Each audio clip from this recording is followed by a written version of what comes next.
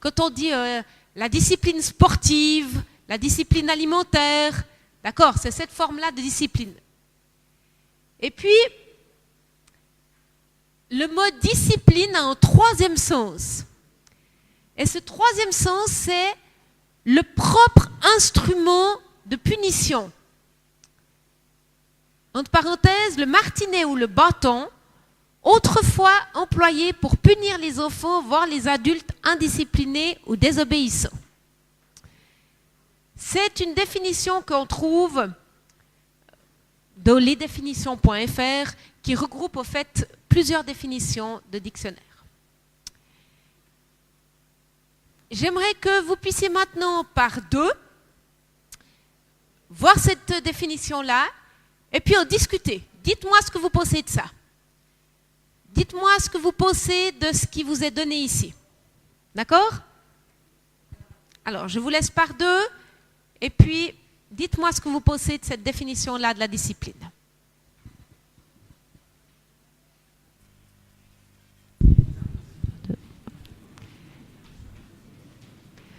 Voilà, certains viennent d'arriver, d'autres ont eu le temps déjà d'y réfléchir un petit peu. François va passer vers vous juste pour récolter une ou deux de vos réactions, commentaires quand vous avez découvert en tant que parents, adultes chrétiens, cette définition de la discipline. Est-ce que vous avez des commentaires, des remarques que vous aimeriez faire? Qu'est-ce que ça vous inspire? Vous êtes d'accord avec, pas d'accord avec? Vous auriez dit autre chose quand vous pensez au mot discipline? Une ou deux réactions?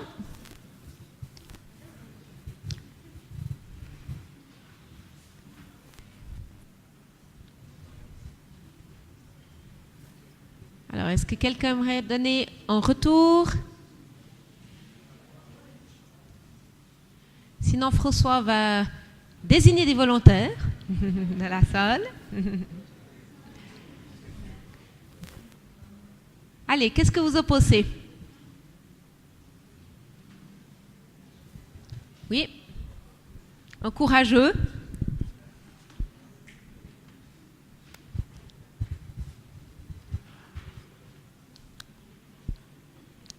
Merci bien. Moi, je pense que en tant que chrétien, la première définition cadre mieux avec ce que nous faisons ici. Parce que la troisième définition, ça s'apparente plus à la, c'est pas à la dictature en fait. Je pense que c'est la première définition qui cadre un peu en tant que chrétien.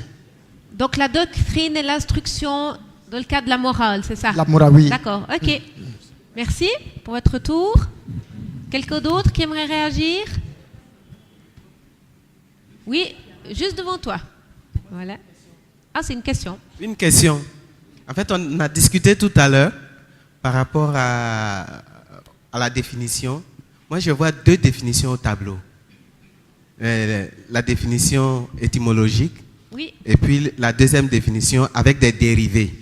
C'est ça. Voilà, donc c'était ma préoccupation. Est-ce que je suis dans le... Oui, le premier, c'est pas une définition en tant que soi, c'est l'étymologie du mot discipline qui nous expliquait. Oui. Puis après, on a la définition du mot discipline qui se décompose en trois parties. D'accord. C'est ça. Ok, merci. Vous aimeriez réagir sur quelque chose ou bien? Bon, j'opte pour la première définition, la première sous-définition, la doctrine et l'instruction. Oui. Voilà, ok. C'est celle qui vous semble le mieux correspondre pour vous. C'est celle qui vous semble le mieux correspondre pour vous. Ok. On va avancer. Merci pour vos commentaires. Personnellement, ce qu'on observe, c'est quand on dit le mot discipline, quand on utilise ce mot, souvent on pense au fait de corriger l'enfant. Quand on dit on discipline ou on fait la discipline, c'est souvent lié dans nos têtes et c'est réduit à finalement je le corrige, je le fais obéir. Alors que l'on voit ici que c'est bien plus large que ça en fait. Discipuler, faire de la discipline, c'est la même racine. Et moi, ça m'a tellement aidé en tant que parent de me dire finalement, faire la discipline, c'est pas seulement reprendre mon enfant ou corriger mon enfant, qui est très réducteur comme vision de la discipline, mais si on va à l'étymologie, au sens même, à la racine du mot, c'est enseigner, apprendre, et on a vu maintenant que apprendre, c'était pas simplement avoir des informations, hein, mais c'est d'apprendre à connaître Dieu, à connaître la vie de manière expérimentale, et puis d'être formé comme disciple. C'est la même racine. Et pour moi, ça m'a fait ouf. Ça élargit le cadre et c'est quand même bien plus intéressant quand on pense à nos enfants de penser à discipline comme étant je forme mon disciple plutôt qu'au terme réducteur il faut que je le corrige quand il agit faussement. Ça ouvre toute cette perspective-là. Continuons. La définition d'éduquer. Alors là, je vais vous la lire. C'est former quelqu'un en développant et en épanouissant sa personnalité. Ou développer une aptitude par des expériences appropriées. Par exemple, en éduquant la volonté. Ou développer chez quelqu'un en groupe certaines aptitudes, certaines connaissances, une forme de culture. Par exemple, éduquer le téléspectateur par des émissions scientifiques. Ou faire acquérir à quelqu'un les usages de la société. Où t'a-t-on éduqué pour parler de cette façon? Finalement, de la définition qu'on se donne ici d'éduquer, c'est faire entrer des connaissances, des manières de vivre, des règles. On dit aussi éduquer au chien, dresser au chien. Et puis, j'étais peu satisfaite avec cette définition. Moi, je me disais, bien sûr qu'on veut donner ces choses-là à nos enfants. Bien sûr qu'on veut leur apprendre à bien se comporter dans la société qui les entoure. C'est sûr, et à commencer de nos familles. Mais on ne veut pas simplement les dresser à être obéissants comme des chiens. C'est pas ça qu'on veut. Et là, ce qui est intéressant, c'est qu'en partant de l'étymologie, de nouveau, du mot éduquer, c'est éduquere, qui veut dire conduire hors de, guider. Et moi là, ça m'a fait tilt. Est-ce que ça vous fait penser à un enseignement que Guy vous a donné récemment? Celui du jardin. Faire sortir le meilleur d'eux. Éduquer, c'est faire sortir le meilleur de l'enfant. Comment est-ce que je vais faire ça? Et là, je me suis dit, bien sûr, les deux missions, elles sont importantes. D'apprendre à un enfant à bien se comporter, les bonnes manières, évidemment, mais pas que. On veut aussi faire sortir le meilleur de lui-même pour qu'il puisse être une bénédiction dans le lieu où il se trouve. Ce qui est sûr, c'est que le parent demeure le premier éducateur de son enfant. Si Dieu a placé un enfant dans notre famille, c'est qu'il nous a choisis pour être son éducateur, celui qui en prend soin, celui qui fait sortir le meilleur de cet enfant. Et qu'est-ce qu'on voit se passer dans le monde actuellement? C'est que de plus en plus les parents se font voler ou se laissent voler leurs responsabilités par l'État, par l'Église, par plein d'autres, par l'école, qui deviennent eux les éducateurs de nos enfants. Et c'est important en tant que parents chrétiens qu'on ne se laisse pas voler notre rôle d'éducateur de nos enfants. C'est nous qui sommes responsables de l'éducation de nos enfants. Ça ne veut pas dire qu'on ne doit pas les envoyer à l'école et puis les garder cloîtrés à la maison, c'est pas ça que je veux dire. Mais c'est nous qui devons s'assurer que ce qui leur est transmis soit ce que nous désirons. Et puis qu'on soit actifs et proactifs dans ce domaine-là. Attention à ne pas nous faire voler notre place.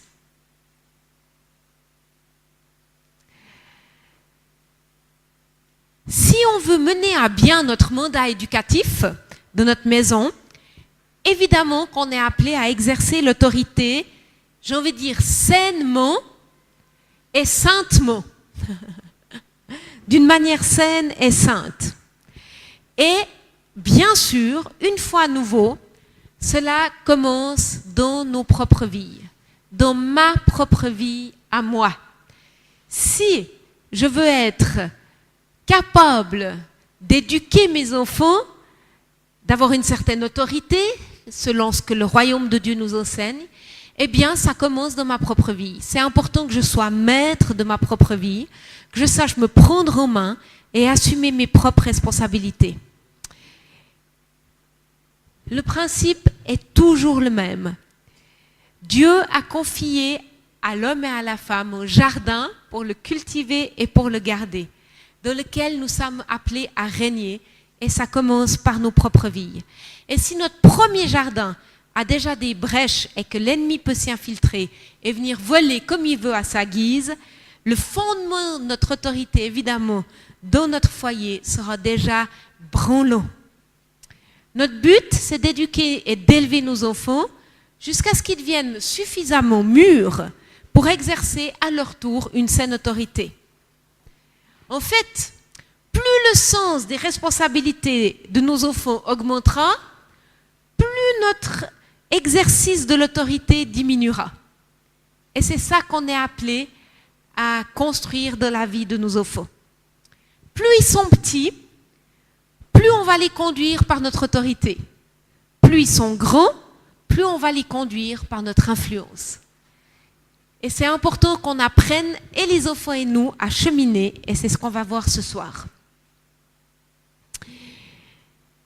Notre modèle pour exercer l'autorité, c'est Jésus. Quel a été son modèle? Jésus, il est venu comme roi, serviteur. Nous ne sommes pas les dictateurs, maîtres de nos foyers.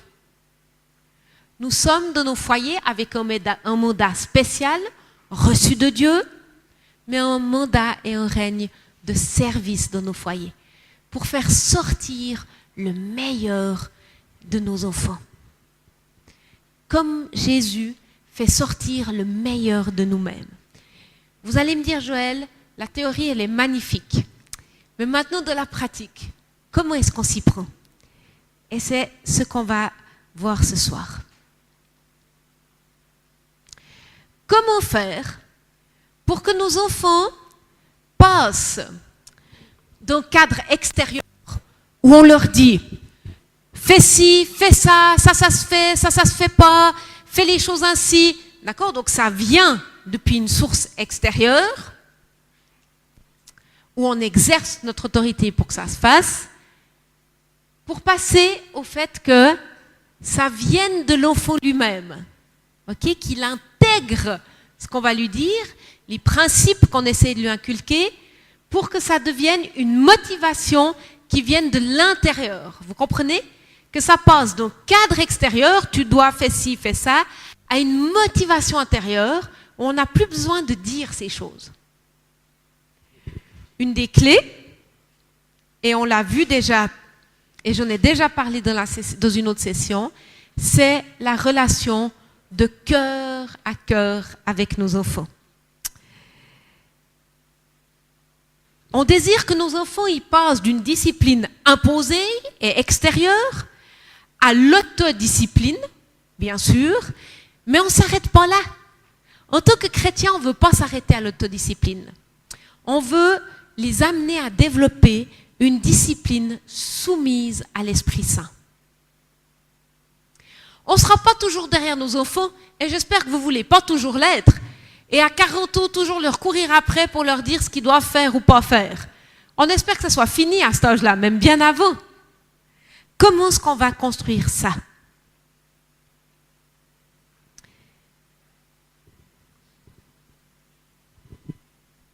On pourrait résumer en disant que cette motivation intérieure reflète le caractère, la persévérance, la responsabilité, l'amour, le respect, la liberté, l'initiative, la crainte de Dieu, toutes ces choses qu'on désire que nos enfants y captent finalement. qu'on désire leur transmettre. Et que ces éléments soient intégrés petit à petit dans leur être intérieur, dès le plus jeune âge. Et ça va être possible quand ton enfant, il va avoir des limites claires et constantes depuis son plus jeune âge.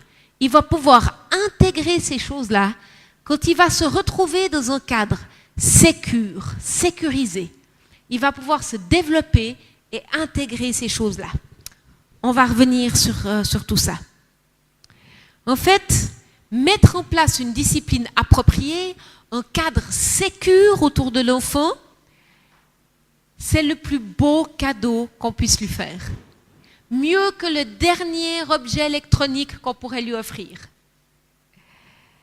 Et c'est une prévention pour une future relation d'aide ou cure d'âme. Hein? Ce qui est semé dans la vie des jeunes enfants, ça va porter du fruit dans son avenir, pour son avenir. Et nous devons trouver un équilibre dans tout ça. Je vous illustre cela par cette image. Elle est quand même parlante, non? C'est une autre manière d'exprimer ce que je viens d'exprimer. Ici, on a notre pauvre petit mouton qui est complètement coincé dans son enclos. Vous voyez, il n'arrive même plus à se retourner, notre pauvre mouton. Ça, c'est quand les limites, elles sont tellement serrées et qu'on est tellement axé sur le comportement. D'accord? Tu fais ci, tu fais ça. Il n'a pas d'espace, il ne peut pas bouger. Dès qu'il bouge de sa propre initiative, de toute façon, il fait faux. D'accord? Complètement coincé, pas d'espace. À l'opposé, fais tout ce que tu veux. Notre pauvre petit mouton, il se retrouve complètement perdu. C'est trop vaste, c'est chaotique. D'accord? Il ne sait même plus où il doit aller, il se sent tout petit et insignifiant. Il n'y a pas de définition et d'endroit sécure autour de lui. Et ici, vous avez la liberté sécurisée, où notre mouton, il se retrouve dans un endroit agréable, sécure, qui peut se fermer, mais vous avez vu, il peut s'ouvrir aussi, un portail. Donc il peut entrer et sortir. Mais c'est un lieu où il a de l'espace, où il est bien, où il est en sécurité, où il peut s'épanouir. Quelle est la forme finalement? Quel est notre style d'éducation à nos enfants? Est-ce qu'on est plutôt dans le fais tout ce que tu veux, dans la permissivité? Est-ce qu'on est plutôt dans fais ce qu'on te dit, obéis, parce que pour nous c'est le comportement qui est important et peu importe ce que tu opposes ou ce que tu n'opposes pas? Et puis il y a au milieu un équilibre à trouver dans cette liberté sécurisée où il y a cette relation de cœur à cœur, ce partage et cet espace pour l'enfant.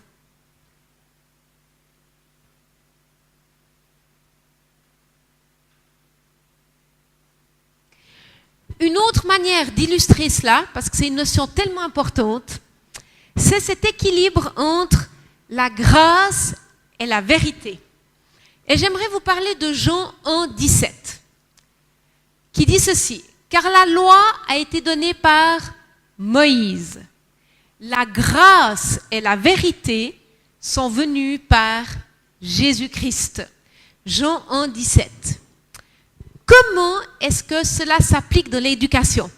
Parce que ça, c'est un principe biblique, c'est un principe du royaume de Dieu.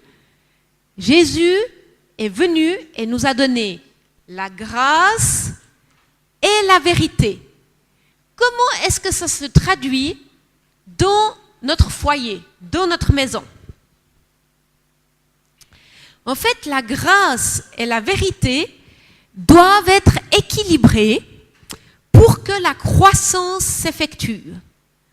On veut voir nos enfants grandir. C'est biblique, hein?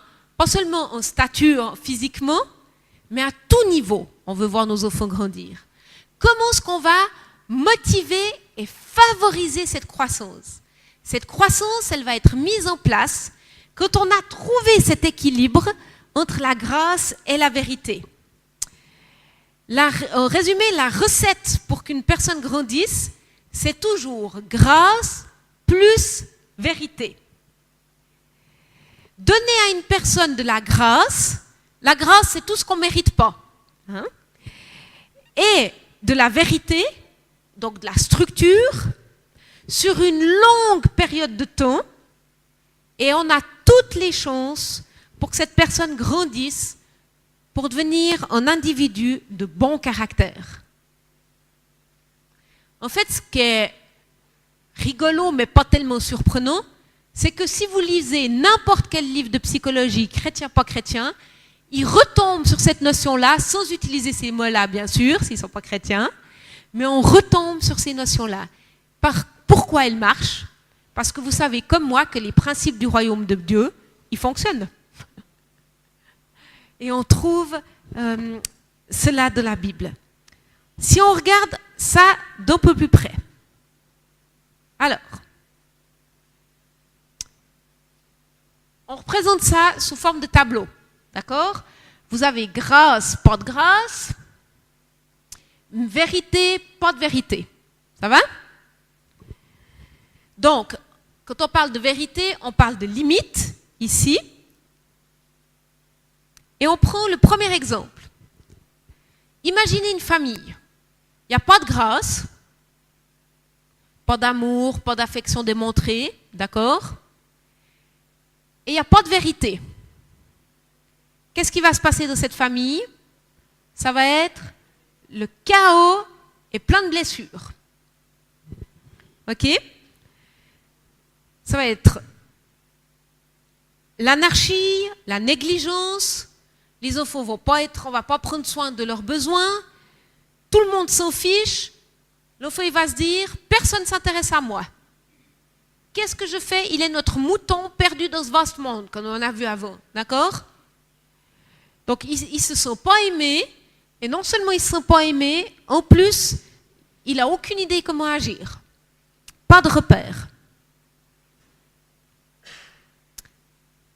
Maintenant, si on prend numéro 2, pas de vérité, donc il n'y a pas de limite, il n'y a pas de cadre, mais il y a de la grâce. Il n'y a que de la grâce. Qu'est-ce qui se passe? On est dans tout est permis, tout est dû, et l'enfant se dit, je suis le roi de l'univers. Tout m'est dû. Vous connaissez des enfants rois? Il y en a de plus en plus dans notre monde. Et on ne leur rend absolument pas service. C'est, je pense, un des pires fléaux qui existent actuellement dans notre monde. L'enfant roi qui fait comme il veut, quand il veut, ce qu'il veut. Et on est, bien sûr, de la permissivité. On a 2 exemples bibliques et une citation concernant le manque de cadre, donc quand il n'y a pas de vérité, que j'aimerais vous partager. Et je reviendrai là tout de suite. David, le roi David, vous connaissez tous évidemment, il a négligé cet aspect de poser un cadre à son fils, Adonia, de son éducation. Et il a dit ceci, jamais sa vie durant, son père, donc David, ne lui avait fait un reproche, donc à Adonia, ou ne lui avait dit, pourquoi agis-tu ainsi? Et la Bible relève ce fait-là. Et le fait qu'on voit à plusieurs reprises, si vous relisez l'histoire de David, vous pouvez le faire, dans cette perspective-là. Alors David a été un gros roi, exceptionnel, hein, un homme selon le cœur de Dieu, c'est sûr. Si vous relisez, vous voyez qu'à plusieurs reprises, il a négligé d'intervenir auprès de ses enfants et de poser une limite qui soit claire. Je ne sais pas s'il a eu peur des conflits ou s'il était fatigué des conflits, je ne sais pas. Mais toujours est-il qu'il a abdiqué là. C'est intéressant de voir les conséquences que ça a eu dans sa famille. Parce qu'il y en a eu. Son frère, un de ses frères, vous savez, a abusé d'une de ses sœurs. Enfin, il y a eu des histoires terribles hein, dans sa famille qui sont arrivées. Alors, je ne suis pas de l'histoire et je ne veux pas refaire l'histoire. Mais je pense que si David avait été une ou deux fois un peu plus ferme dans le cadre qu'il avait donné, peut-être que certains de ces événements auraient pu être évités. En tout cas, ici, il est souligné qu'il n'avait pas repris en fait ses enfants, qu'il n'avait pas fait de reproches. à ses enfants et que ça a eu des conséquences. Un autre exemple, bien sûr, c'est peut-être le premier qui vous est venu en tête, c'est celui d'Élie et de ses fils. Vous vous souvenez, ces fils qui se servaient de la nourriture dans le temple, qui allaient avec des prostituées, enfin vraiment une vie de débauche. Et Dieu a utilisé un petit enfant, Samuel, pour reprendre les choses. Finalement, les conséquences ont été terribles. Et les fils d'Élie ont été tués. Élie lui-même est décédé aussi. Et c'est intéressant ce qu'il dit en Samuel. D'où viens-tu que tu honores tes fils plus que moi, afin de vous engraisser des prémices de toutes les offrandes d'Israël, mon peuple, parce que vous savez qu'ils se nourrissaient des offrandes qui étaient normalement destinées au temple. Hein. Et la conséquence de ça, elle est claire ici. Je lui ai déclaré que je veux punir sa maison à perpétuité, pour toujours, à cause du crime, mais les mots employés sont tellement forts, dont il a connaissance, et par lesquels ses fils se sont rendus méprisables. Mais les mots qui sont utilisés, quand j'ai relu ce texte, je me suis dit, mais non, il ne va pas de main morte, hein, sans qu'il les ait réprimés.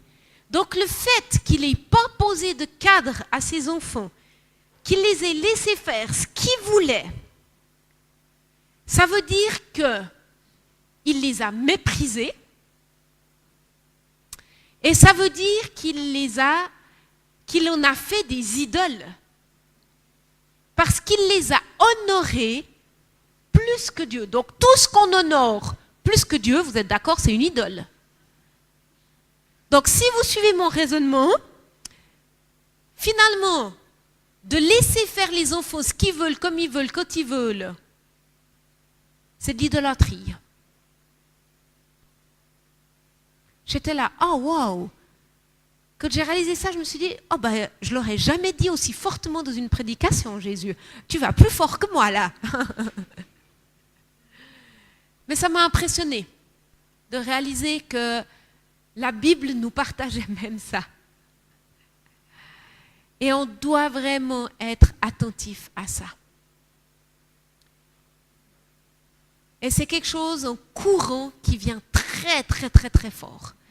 Et vous savez, même derrière nos attitudes où on a l'impression de discipliner parce que fais pas ci, fais pas ça, sinon je te tape, sinon... Mais qu'en fait, on ne suit pas. L'enfant, il fait quand même au final ce qu'il veut, quand il veut, comme il veut. Derrière l'apparence, c'est lui qui décide de tout.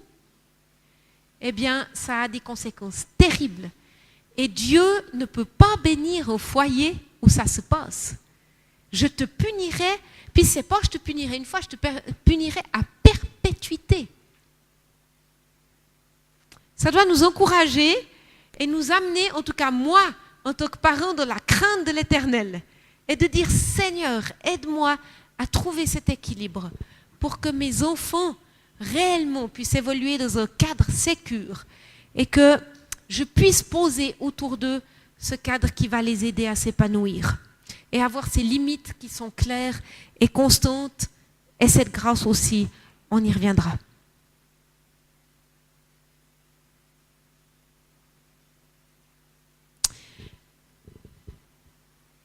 On observe beaucoup d'insécurité chez les enfants et de plus en plus d'insécurité. Des enfants qui se demandent tout le temps de quoi l'avenir sera fait, qui sont agités, qui sont troublés intérieurement, qui sont beaucoup, ce qu'on a diagnostiqué, hyperactifs ou avec des troubles d'attention. Beaucoup d'enfants qui ne savent plus rester calmes, ça augmente. Moi, je crois qu'une des raisons à cela, ce n'est pas la seule, mais je crois qu'une des raisons, c'est ce manque clair d'un cadre posé avec amour. En effet, poser des limites sécures permet l'épanouissement, pas seulement physique, mais aussi, et bien sûr, dans la tête. On avait un voisin, une famille qui habitait à côté de chez nous. Et puis, un jour, il a décidé de venir dormir chez nous. Il a dit, bonjour, est-ce que je peux venir dormir chez vous ce soir? J'ai dit, oh ben oui, bonne idée, mais il faut d'abord en parler à tes parents. Et puis ses parents ont dit, oui, oui, bien sûr, il peut. Mais la maman m'a dit, ouh là là, fais attention Joël, ça va être compliqué. T'es sûr que tu le veux pour cette nuit? Parce qu'alors, il se relève plein de fois, il se relève pendant la nuit. Je sais pas, il devait avoir 4-5 ans à cette époque. Puis moi, ma première pensée, ça a été, ouf. Oh ben j'ai dit, moi, c'est qu'une nuit. Oui, il n'y a pas de souci. Alors j'ai pris cet enfant et puis mon fils. Et puis avant d'aller au lit, calmement, sans élever la voix, pas besoin, j'ai réexpliqué et expliqué à cet enfant, j'ai dit, tu vois, chez nous les règles, avant d'aller se coucher, c'est comme ça. On prend un temps ensemble, bien sûr, je vous lis une histoire, on prie, on passe aux toilettes, et après, quand je dis que c'est l'heure de dormir, on peut encore discuter quelques minutes, mais après c'est fini. Après, on dort. Et on dort jusqu'au lendemain matin.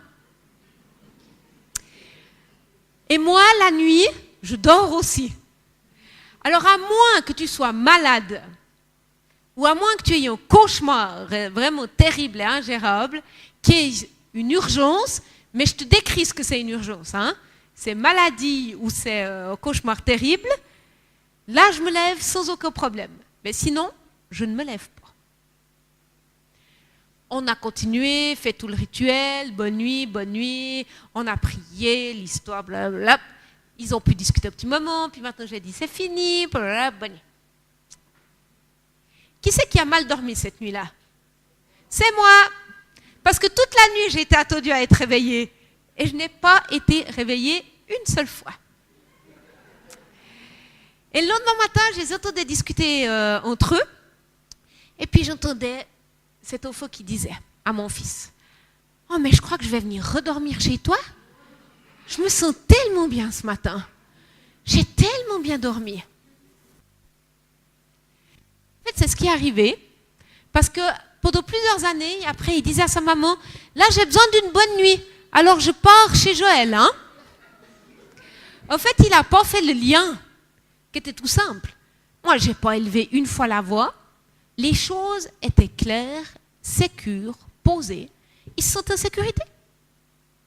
Et ils ne sentaient pas le besoin voilà, d'essayer, de tester ou de prendre des mauvaises habitudes. C'était clair et c'était sécurisant.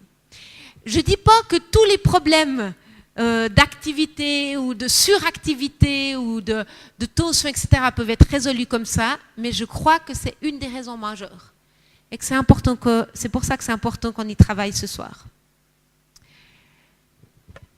Pourquoi des limites? C'est vrai qu'en tant que parent, ce serait plus simple de se dire, ok, les limites, on laisse tomber. C'est quand même plus facile d'éduquer un enfant sans trop poser de limites. C'est la plus grande source d'anxiété et d'angoisse pour un enfant qu'il va continuer à porter dans sa vie. Claude Almos, c'est quelqu'un qui n'est pas chrétien, mais qui a écrit ceci, qui a formé nos enseignants en Suisse où j'habite. Elle disait ceci, les enfants sans limite sont angoissés et pas heureux.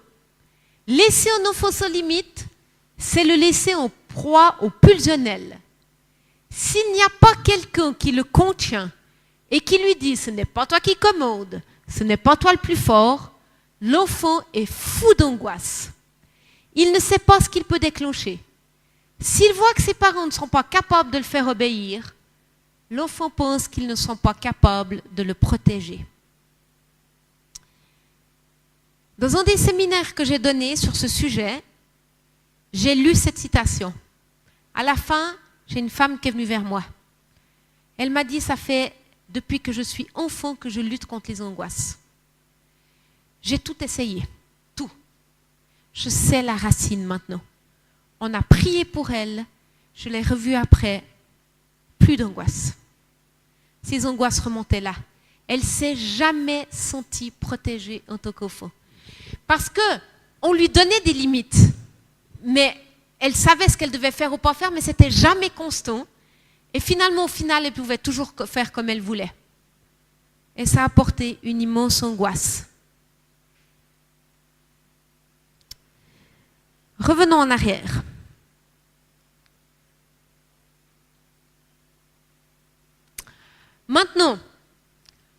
En troisième, si on n'a pas de grâce, ok?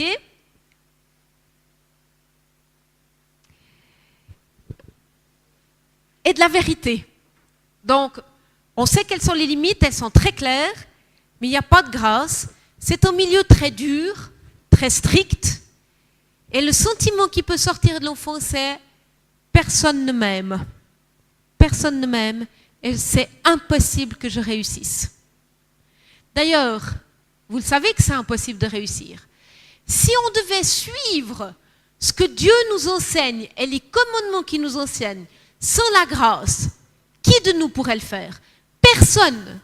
Personne. Sans la grâce, on serait tous en enfer. C'est impossible de plaire à Dieu.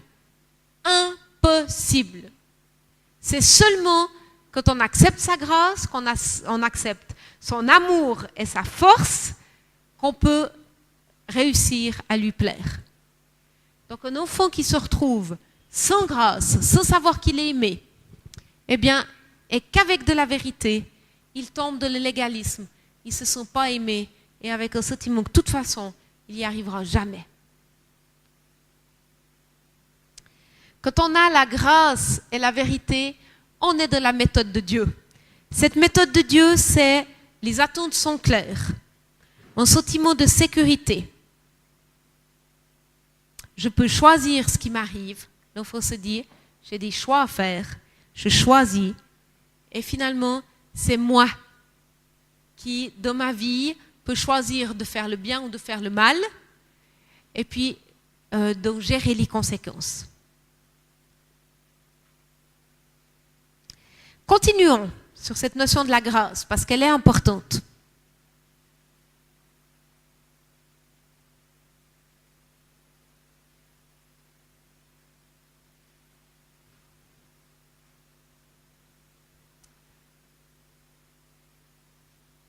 Dans Jean 1, 14 au 17, on dit « Jésus était plein de grâce et de vérité. » La grâce vient toujours en premier. C'est un principe biblique que je vais répéter parce que moi, il a changé ma vie. De nature, moi, je suis très vérité, très axée vérité. Et si je dois choisir entre la grâce et la vérité, de qui je vais aller sur la vérité. Et j'ai dû apprendre que dans le royaume de Dieu, la grâce vient toujours en premier, et il n'y a pas d'exception à cela. D'abord la grâce, après la vérité. Comment est-ce qu'on est arrivé sur Terre? On est arrivé sur Terre en tant que bébé. C'est Dieu qui a choisi ainsi. Il aurait pu nous faire arriver sur Terre en tant qu'adulte, hein? Mais il a choisi qu'on vienne en tant que bébé. Pourquoi? On est censé, dans cette première année et demie où on est bébé, on expérimente la grâce. On prend soin de nous. On prend soin de nos besoins. Et qu'est-ce qu'on communique? Je t'aime, je t'aime, je t'aime, je t'aime. Dans cette première année et demie, c'est comme ça que Dieu a prévu. On n'est pas rentable, on ne produit rien à part remplir nos couches, mais on est là, et Jésus, pour recevoir cet amour de nos parents, cet amour inconditionnel. Je suis aimé, je suis aimé, je suis aimé, je suis aimé pour qui je suis. C'est comme ça que Dieu a prévu. Grâce en premier. Et ce principe du royaume de Dieu est appelé à faire partie de notre style de vie dans les relations. Prenez cet exemple d'un enfant qui rentre de l'école blessé. D'accord? Il arrive, il a ses habits déchirés, il saigne. Et la première personne qu'il rencontre en arrivant, c'est son papa. Je caricature peut-être un peu, je sais. Mais comment est-ce que la plupart des papas vont réagir? Mais qu'est-ce que tu as fait? T'as vu dans les cas dans lesquels tu rentres, mais quand même. D'accord? On est dans le comportement, on est dans la vérité au premier. Mais enfin, qu'est-ce qui t'est arrivé? Qu'est-ce que tu as fait? Blablabla. Imaginez que ce même enfant blessé, tout seul, rencontre au premier sa maman. Qu'est-ce qu'elle va dire, sa maman? Oh, mon pauvre chéri, viens vite dans mes bras. Oh là là là là là là. Viens, mon pauvre. C'est souvent comme ça, non? Bon, des fois c'est l'inverse, hein? C'est vrai. Ça arrive aussi.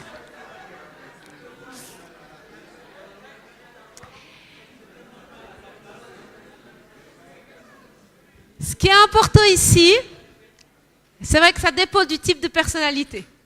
Mais quand même, généralement, c'est un peu comme ça que ça se passe.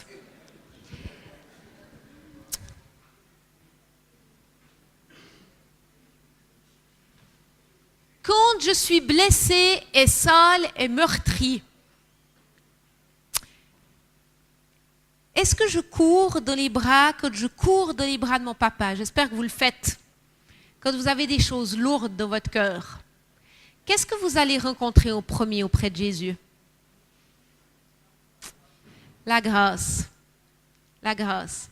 Pensez à cette histoire du fils prodigue. Elle est incroyable.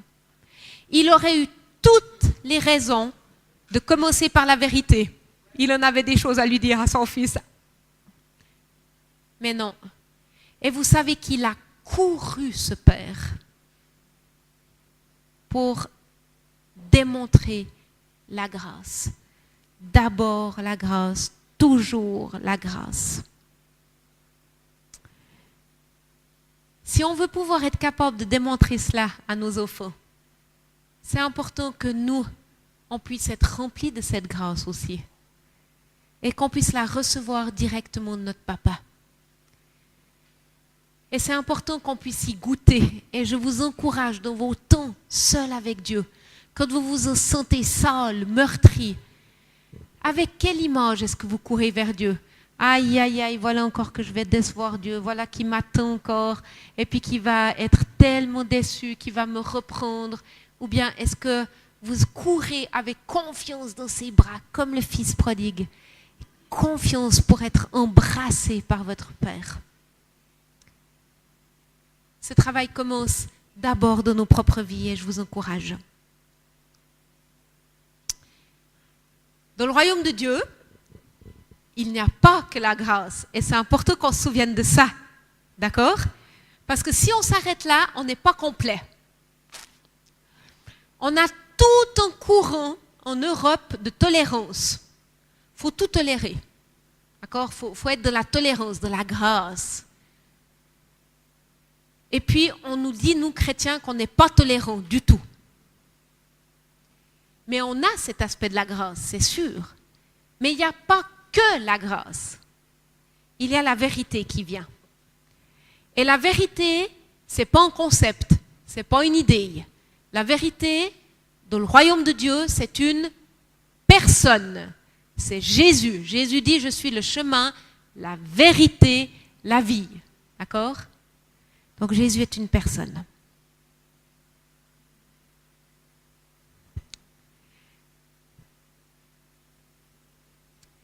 La grâce vient en premier, ça j'ai dit. Et puis, dans cette grâce, c'est aussi comment transmettre qu'on aime la personne et qu'on s'assure que la personne soit aimée. On a déjà parlé des 5 langages de l'amour. Je ne vais pas revenir là-dessus maintenant. On poursuit. Dans cet équilibre, alors, oh pardon, qu'est-ce qu'il me fait là? Qu'en tant que parents, on navigue et recherche cet équilibre entre la grâce et la vérité, nos enfants, ils sont également dans un processus. Vous savez, obéir, ce n'est pas inné. Ça s'apprend. Et on va découvrir finalement les 4 étapes de la motivation qui sont très aidantes. Alors, la première étape,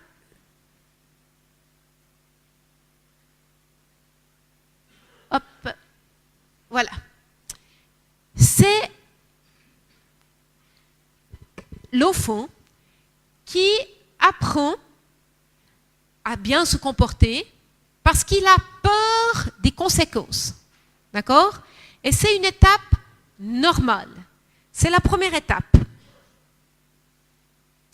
En fait, si tout se passe raisonnablement bien et que on apprend ce processus, on avance dans ce processus avec nos enfants, dans ces 4 étapes, notre enfant va développer une saine peur des conséquences. Et puis l'idée, c'est que petit à petit, il intègre, je dois réfléchir à ce que je m'apprête à faire et qu'est-ce que cela va me coûter.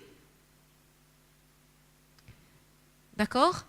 Jusqu'à 1 année et demie, un enfant, il a été à peu près libre de faire ce qu'il voulait quand il voulait.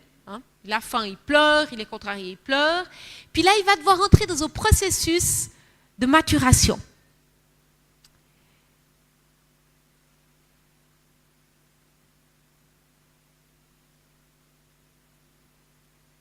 J'aimerais vous donner cet exemple d'une petite fille qui avait 8 ans, 8-9 ans, qui avait un tempérament assez violent. Et puis, elle lançait ses jouets sur les gens quand elle était contrariée ou fâchée. Puis la maman lui a dit, OK, pour arrêter ce comportement qui ne va pas, qu'on ne veut pas, qu'on ne tolère pas, eh bien, chaque fois que tu vas lancer ton jouet parce que tu es en colère contre quelqu'un, je vais te confisquer ce jouet. D'accord? Et puis, l'enfant, elle a commencé à expérimenter l'association cruciale entre ses actions et son avenir. Et c'est important que l'enfant découvre ça. Mes actions ont une conséquence, d'accord? Donc je lance mon jouet, on me retire mon jouet. C'est important qu'elle réalise que ça va devenir quelque chose de logique. Elle est en train d'apprendre que ce que je sème, je vais le récolter. D'accord? J'aimerais insister ici sur le fait que cette crainte des conséquences ne doit pas être liée à une crainte de perdre notre amour. Et c'est souvent là qu'on doit faire très attention dans nos paroles. Ce n'est pas lié. Un enfant doit être assuré que quoi qu'il fasse, il ne va pas perdre notre amour. L'amour de Dieu, on ne le perd jamais. Et on est appelé à refléter ça. Donc, on ne peut plus dire à un enfant, on ne doit pas dire à un enfant, si tu fais ça, je t'aime plus. C'est pas possible de dire ça, parce que c'est pas vrai. On doit continuer à aimer l'enfant. D'accord? Faites attention, il n'y a pas de chantage sur l'amour qu'on a pour l'enfant. Notre amour, il est inconditionnel, à l'image de l'amour de Dieu inconditionnel pour nous. Dans cette première étape, c'est important d'éviter de poser des limites dans la colère ou dans un désir de punir. Ce qu'on désire, c'est que l'enfant il se contrôle suffisamment afin d'éviter la conséquence. Et c'est important qu'il ne fasse pas la connexion de sa tête parce qu'il est tellement préoccupé d'éviter votre colère. Le but là de l'apprentissage des conséquences, c'est que l'enfant comprenne que son problème se trouve en lui-même.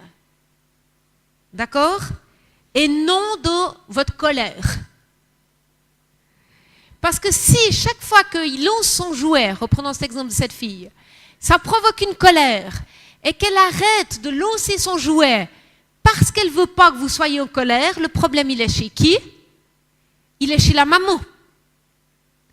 Mais ça ne va rien résoudre, ça ne va rien apprendre. Par contre, si chaque fois qu'elle se met en colère, on lui prend son jouet, là le problème il est chez elle. Vous comprenez la différence? Donc c'est important qu'on apprenne ça à l'enfant si on veut que nos enfants deviennent responsables de leur acte, ce qui est tellement important.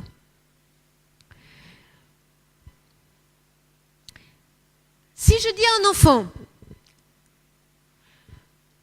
si tu prends encore une fois ces chips, on sort tout de suite du magasin, ou si tu prends encore ces sucreries dans les rayons, on sort tout de suite pour discuter. Et lorsqu'on rentrera à la maison, tu devras nettoyer la cuisine avec moi au temps égal au temps que j'ai perdu avec toi. Ou bien si je dis à l'enfant, si tu prends encore une fois ces sucreries dans le rayon, maman va vraiment se fâcher. Vous sentez la différence? Une fois le problème, il est de nouveau chez la maman qui va se fâcher. Et l'autre fois, la responsabilité, elle est chez l'enfant. Une fois, il va obéir pour que maman ne se fâche pas. La fois d'après, il va obéir parce qu'il ne veut pas perdre son temps à nettoyer la cuisine. OK?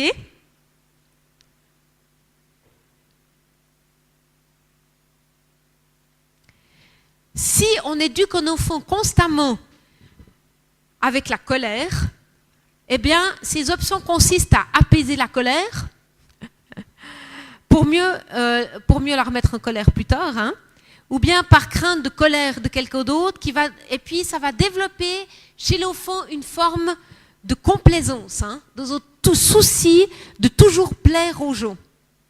Ou bien alors de se rebeller parce que c'est amusant de provoquer. Un enfant, il peut tomber dans ce schéma-là, où c'est tellement drôle parce qu'il sait exactement comment provoquer sa maman pour qu'elle devienne en colère. Puis de toute façon, pourquoi s'en préoccuper? Parce qu'au final, il finit toujours par faire ce qu'il veut comme il veut.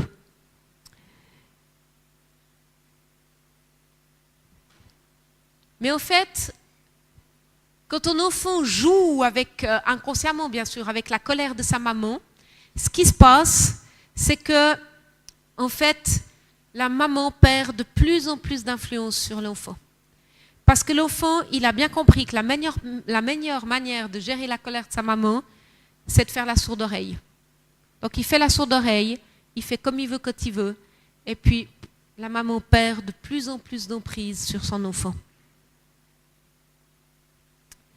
La deuxième étape, et ça va vraiment dans l'ordre là, hein, c'est comme ça qu'on se construit. La deuxième étape, c'est une conscience immature. Ça veut dire quoi? Ça veut dire qu'il y a une bonne crainte des conséquences qui a été construite. Et puis maintenant, c'est comme si l'enfant, il a le parent qui vient à l'intérieur de lui-même. Et puis l'enfant, il commence à intégrer. C'est comme si c'est vous qui parliez, même quand vous n'êtes plus là. Je vous donne cet exemple. On a bien sûr dit à nos enfants que de mettre les doigts dans la prise électrique, c'était vraiment à ne pas faire, que c'était dangereux. Et puis, un jour, j'ai vu notre fille qui a dit « Oh, non, non, non hein ». En fait, elle utilisait ma voix et ma manière de faire. « Oh, non, non, non ». C'était mon modèle, c'est moi qui lui ai dit ça. Donc, ça voulait dire quoi? Là, j'ai compris qu'elle commençait à internaliser, mais c'était comme si elle avait moi, un petit parent miniature à l'intérieur d'elle. Ce n'était pas encore elle, d'accord, qui avait pris cette décision, mais elle commençait à intégrer ce que moi je lui disais. Ok? C'est ce qu'on appelle en psychologie la conscience immature. Donc ils font un lien entre leurs actions et les résultats. Ce qui est externe devient interne. Donc c'est comme si l'enfant est en train de digérer par ses expériences.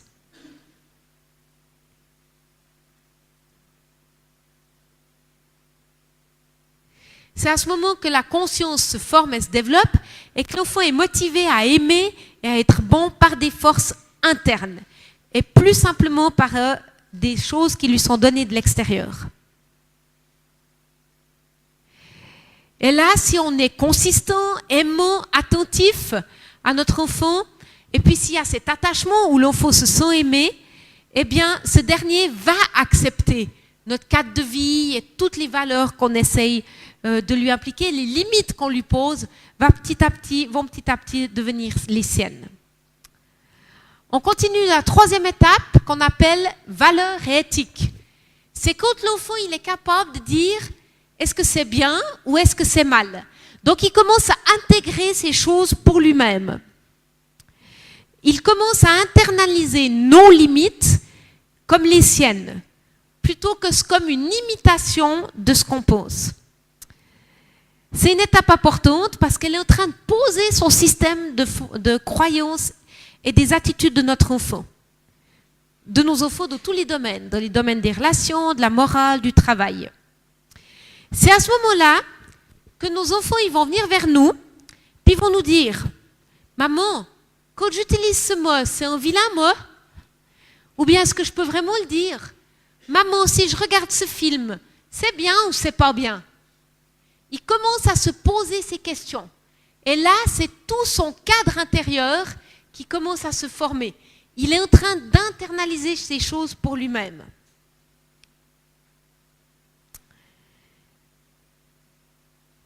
Il est en train là de comprendre, d'essayer de comprendre notre éthique, et puis il essaye de déterminer la sienne.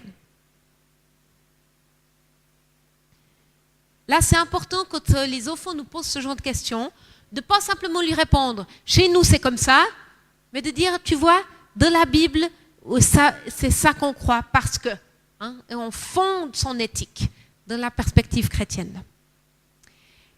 La quatrième étape qu'on désire voir naître chez nos enfants, c'est un amour et une culpabilité mature. Ça veut dire quoi?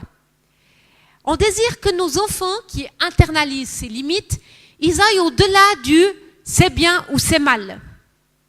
On veut les amener un pas plus loin. On veut les amener à ce qu'ils puissent se poser cette question. Est-ce que je blesse quelqu'un? Est-ce que je fais du mal à quelqu'un ou à Dieu? On veut les amener là dans cet amour des autres et cet amour de Dieu. Par exemple, si on dit à notre enfant, c'est pas bien de te moquer de ton copain de classe. Hein, on pourrait lui dire, mais arrête de te moquer de ton copain de classe qui est gros, hein, qui est en surpoids. Arrête. Ce serait plutôt de lui dire, tu crois qu'il ressemble quoi ce copain quand tu te moques de lui? Parce qu'il est gros, ou parce qu'il a les oreilles décollées. Ou... Et qu'est-ce que tu penses que Dieu en pense? Vous voyez l'étape supplémentaire? C'est plus bien ou mal. C'est qu'est-ce que ça provoque chez la personne. Et là, on va aider notre enfant à être un agent de ses propres limites,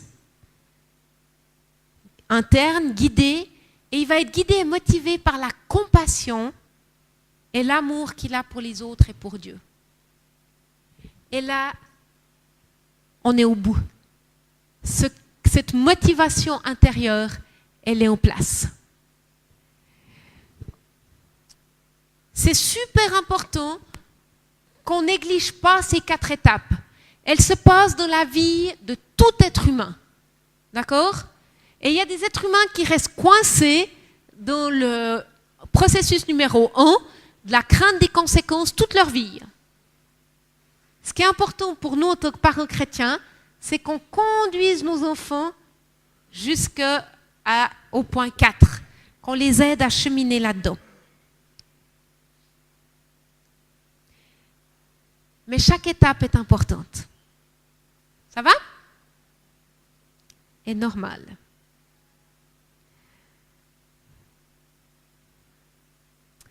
Trois étapes pour mettre ça en pratique dans la vie de nos enfants.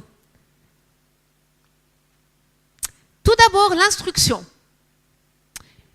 Si je dis à Daniel de se lever et d'aller, elle va me dire, première question, où? Où? C'est important que les enfants sachent ce à quoi ils doivent obéir. Et moi, j'aime aller vers des enfants et leur dire, dans ta famille, tu peux me donner 1 ou 2 règles? C'est quoi 1 ou 2 choses qui limitent, de choses que tu peux faire et pas faire? La plupart des enfants, ils me regardent, puis ils sont là. Parce que c'est pas clair. Comment vous voulez obéir à quelque chose que vous ne savez même pas ou intuitivement que vous devez obéir? C'est important de définir les choses et de dire pourquoi vous voulez ces choses-là et de prendre le temps de l'instruction en enseignant l'enfant dans la parole de Dieu. Il doit prendre conscience de ce qui plaît, de ce qui déplaît au Seigneur. On va former sa conscience. Bien sûr que les règles de vie qu'on pose dans notre maison, on doit les exécuter nous-mêmes aussi. Si on décide que c'est important dans notre maison de lever ses chaussures avant d'entrer, et puis qu'on impose ça à nos enfants, mais que nous, on ne le fait pas, c'est du non-sens. Hein? On doit être cohérent. La deuxième étape, c'est l'entraînement. Donc, nos enfants savent ce à quoi ils doivent obéir. Et après, ils ont une phase d'entraînement. Si je dis à mon enfant, j'aimerais que ta chambre soit balayée tous les matins ou tous les soirs. Vous allez voir que balayer sa chambre peut avoir une très large variété d'expressions selon les enfants. Il y en a, balayer pour eux, ça va être juste devant la porte pour que ça paraisse nettoyé. Et puis il y a des enfants, balayer sa chambre, ça sera même sous le lit, puis ils vont déplacer les choses. D'accord ? Ça dépend d'un enfant à l'autre. Donc c'est important que vous enseigniez, qu'il y ait un entraînement en disant, chez nous, balayer, ça veut dire ça. Et vous montrez ce que vous attendez. Et vous faites avec, en disant, ça, c'est ce qu'on attend. D'accord ? C'est ce qu'on exige, c'est comme ça que ça se passe chez nous. Ensuite, et seulement après, vient la correction. Corriger donc, où on modifie, on ajuste le comportement d'un enfant, on y reviendra à tout cet aspect-là. Un enfant, on va le corriger quand on est assuré qu'il sait ce à quoi il doit obéir et puis qu'il sait comment le faire. Et c'est important de poser ces choses avant si on veut obtenir de bons résultats. Et si on veut que la correction, elle serve à quelque chose.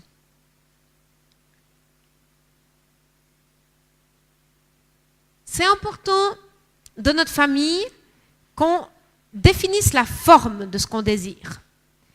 Quand on n'est pas en conflit, d'accord, quand on n'est pas en tension, que la situation, elle est calme, qu'est-ce qu'on veut de notre famille? On définit la forme déjà de notre couple si on est en couple. On veut atteindre quel but? On veut quoi pour nos enfants? Nous, on s'est dit avec mon mari qu'on aimerait que quand nos enfants quittent notre famille, on aimerait qu'ils sachent cuisiner, qu'ils soient filles ou garçons. On aimerait qu'ils sachent se comporter dans la société en étant polis. On aimerait qu'ils sachent conduire un véhicule. On aimerait qu'ils aient un métier. Voilà, on a mis des choses. Voilà ce qu'on aimerait quand nos enfants ont quitté la maison. Ça veut dire qu'on va pouvoir mettre des stratégies en place pour qu'ils arrivent, qu'on y arrive. D'accord ? C'est beaucoup plus clair quand on sait où on va aller et là où on en est en tant que parents. Donc en tant que couple, c'est important qu'on s'assied et qu'on discute.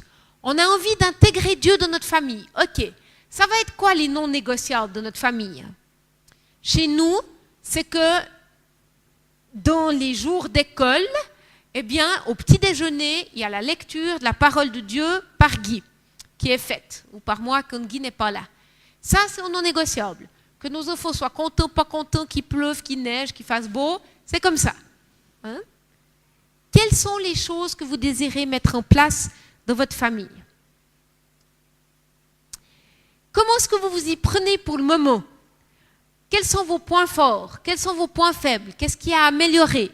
On évalue là où on en est pour le moment. Quelle est la place de l'homme? Quelle est la place de la femme? On a discuté de ces choses-là dans les sessions. Comment ça se passe vraiment dans notre couple? Et on définit le cadre. C'est important que les enfants sachent ce à quoi ils doivent obéir. Et qu'ils sachent aussi quelles sont les conséquences s'ils n'obéissent pas. Parce que si on ne met pas les conséquences, et on va y venir à ce chapitre des conséquences, si on ne les met pas en place, eh bien, elles vont dépendre de nos humeurs. Et puis, vous savez que ce n'est pas bon que les conséquences changent. Hein? Si elles sont mises en place avant, l'enfant sait ce à quoi il s'attend. J'aime cette citation qui dit « Exigez peu de quelqu'un, même d'un adulte, et il vous donnera le minimum. Exigez beaucoup, et il vous en donnera davantage. » la complaisance entraîne la médiocrité. Et on le voit bien.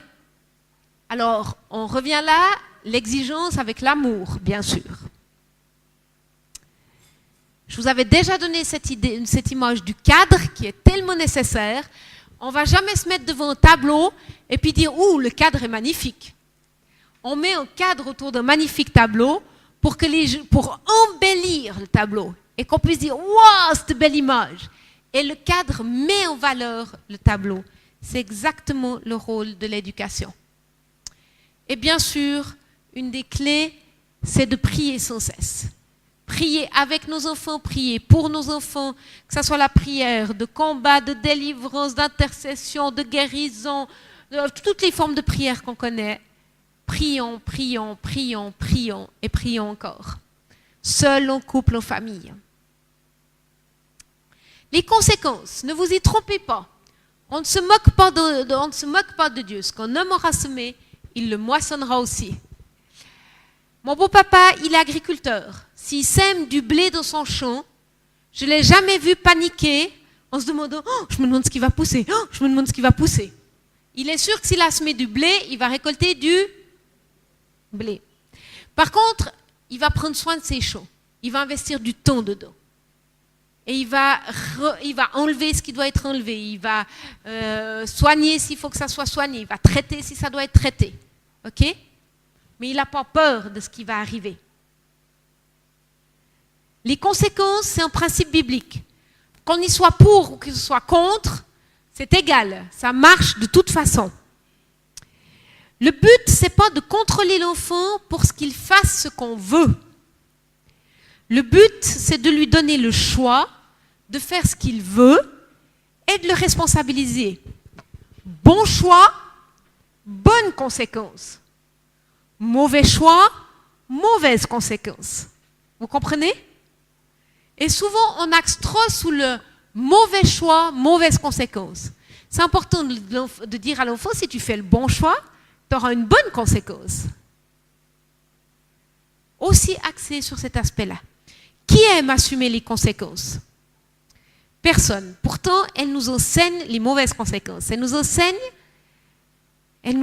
tellement. C'est important qu'on laisse le choix à nos enfants en laissant fonctionner la loi des semailles et des moissons. S'il sème l'irresponsabilité, il récoltera la souffrance. S'il sème un comportement responsable, il en récoltera les bénéfices.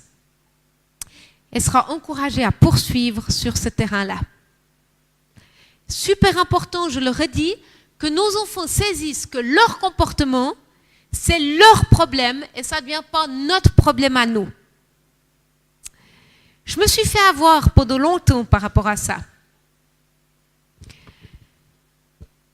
C'était clair dans notre famille qu'avant le repas du soir, les jouets devaient être rangés et les chambres en ordre.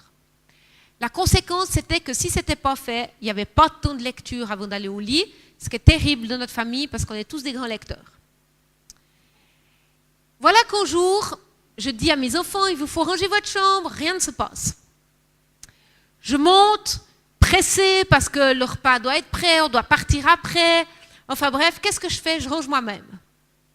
Il m'appelle, il me dit, Joël, qu'est-ce que tu as fait? Qu'est-ce que ça sème chez l'enfant?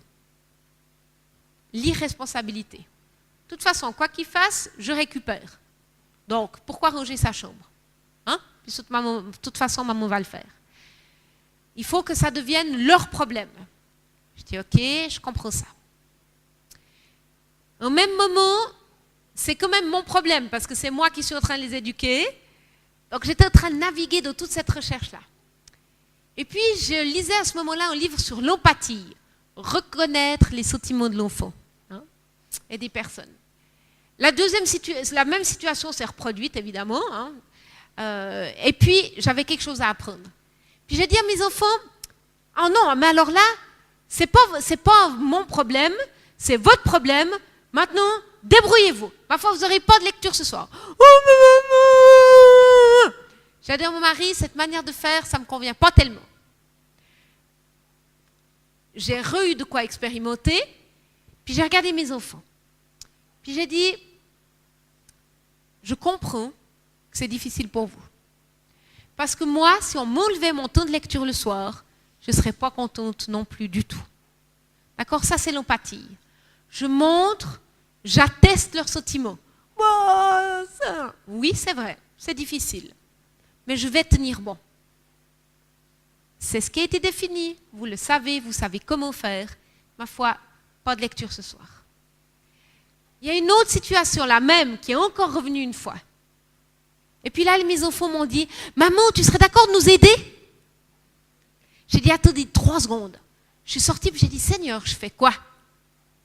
Puis le Seigneur m'a dit, « Grâce, Joël. Ils t'ont demandé de l'aide et t'as la grâce. Ça joue pour toi de les aider maintenant ?» J'ai dit, « Oui, bien sûr. » Et j'ai été les aider et on a fait ensemble. Vous comprenez? Mais c'est important qu'on laisse cette loi des semailles et des moissons fonctionner, si on veut que nos enfants prennent leurs responsabilités.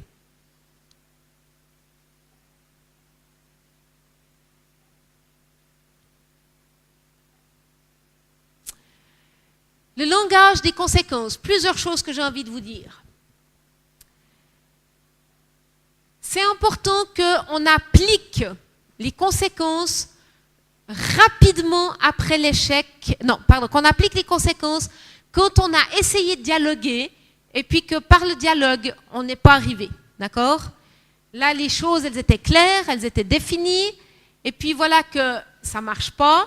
On se retrouve dans la situation où les jouets ne sont pas rangés, plutôt les choses étaient définies.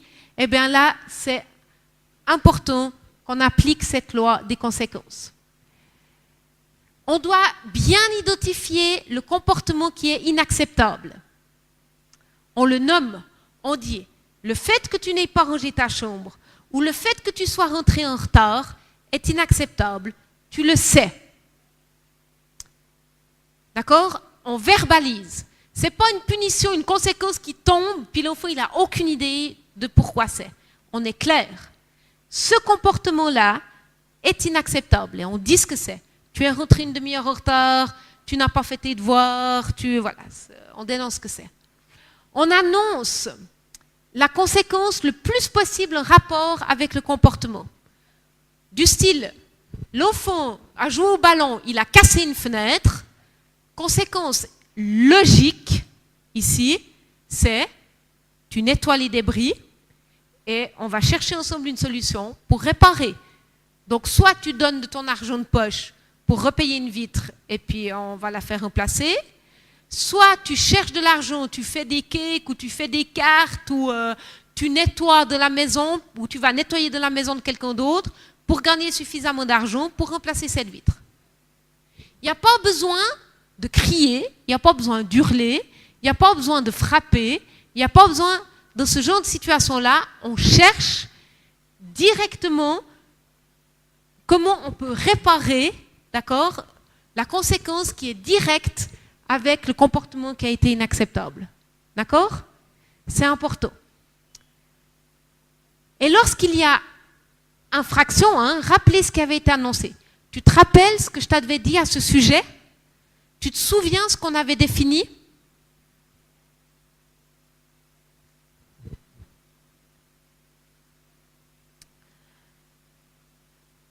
Si on veut que les conséquences soient efficaces, il faut qu'il y ait une frustration qui soit là.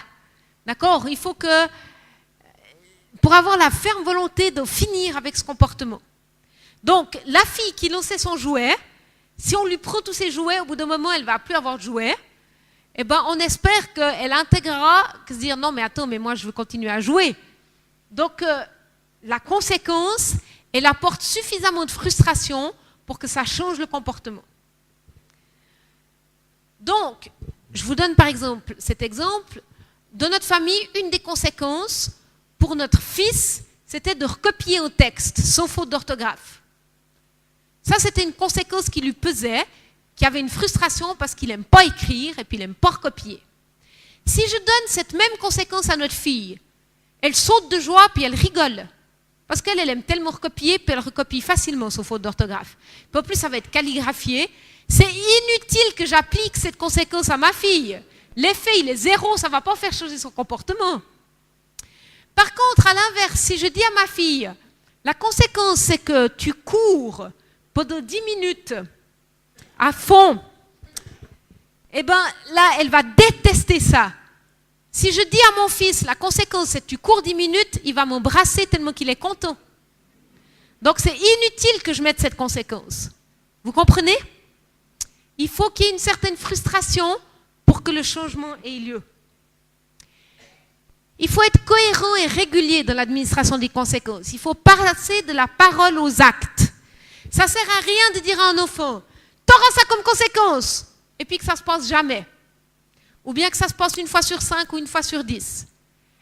C'est pour ça que c'est important de mettre, par exemple, une liste de conséquences. Nous, c'est ce qu'on avait fait pour chacun des enfants, où c'était écrit, et puis on savait ce qu'on mettrait comme conséquences pour nos enfants. Parce qu'il faut que ça soit vraiment cohérent et consistant ici.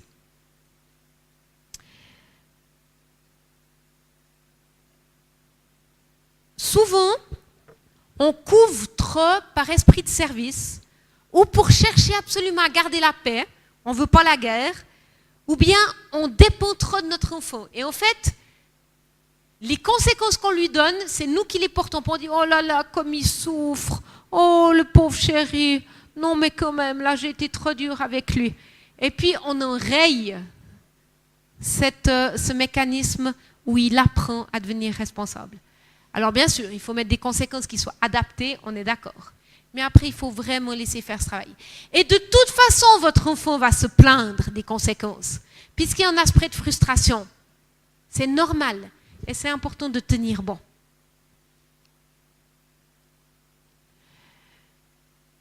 C'est important que l'application des conséquences soit le plus rapide possible face à l'acte. Qu'on ne fasse pas une conséquence qui a lieu un jour après. On essaye d'être le plus direct possible. C'est important de rappeler aux jeunes qu'on continue de l'aimer, même si on lui donne une conséquence. Ça ne change rien à mon amour pour toi. Je t'aime profondément. Et c'est justement parce que je t'aime que je ne veux pas te laisser continuer avec ce comportement. Donc que tu as une conséquence. Choisir une conséquence en lien avec le geste reproché, chaque fois que c'est possible. Je vous ai déjà donné des exemples. Évitez d'humilier le jeune en public et devant d'autres personnes. On prend l'enfant à part. Vous non plus, vous n'aimez pas quand on vous reprend en public devant d'autres personnes. Faites-le à part et de manière privée. Faites attention de ne pas mettre une conséquence qui est plus lourde pour vous aussi et qui vous charge vous. Hein? Vous annoncez pas une conséquence que quelqu'un d'autre devrait porter. Oh, en tout cas, quand papa rentre, tu verras, il va te faire ça. La personne, elle n'est pas là. D'accord? Donc, vous ne l'engagez pas. Vous imaginez quand il rentre pour lui dire tu dois faire ci et faire ça, c'est pas possible. On ne peut pas engager quelqu'un d'autre, à moins que ça ait été défini d'avance. D'accord? Mais on ne va pas engager la responsabilité de quelqu'un d'autre.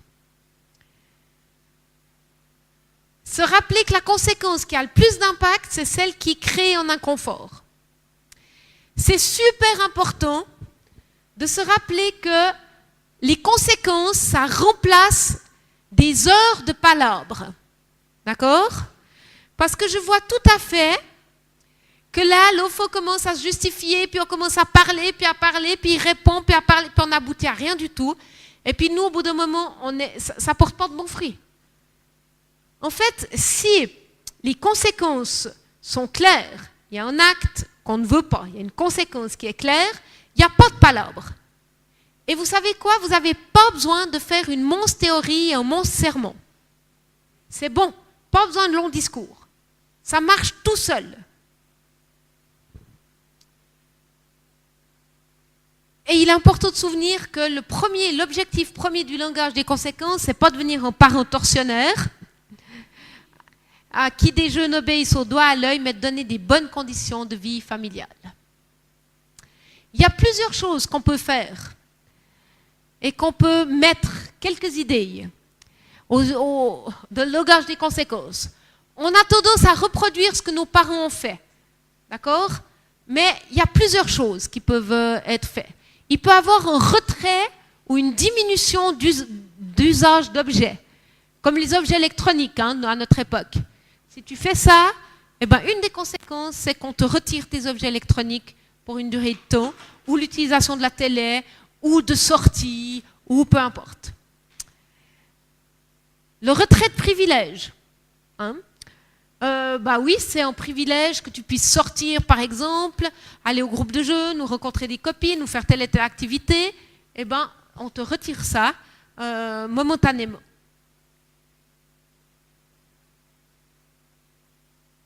On peut avoir promis des choses à nos enfants, puis leur dire, ben, je t'avais promis ça, ça va se passer, mais je te le reporte.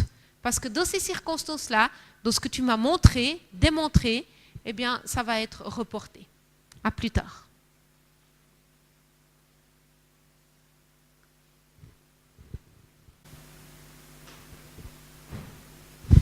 Ça, c'est mon domaine.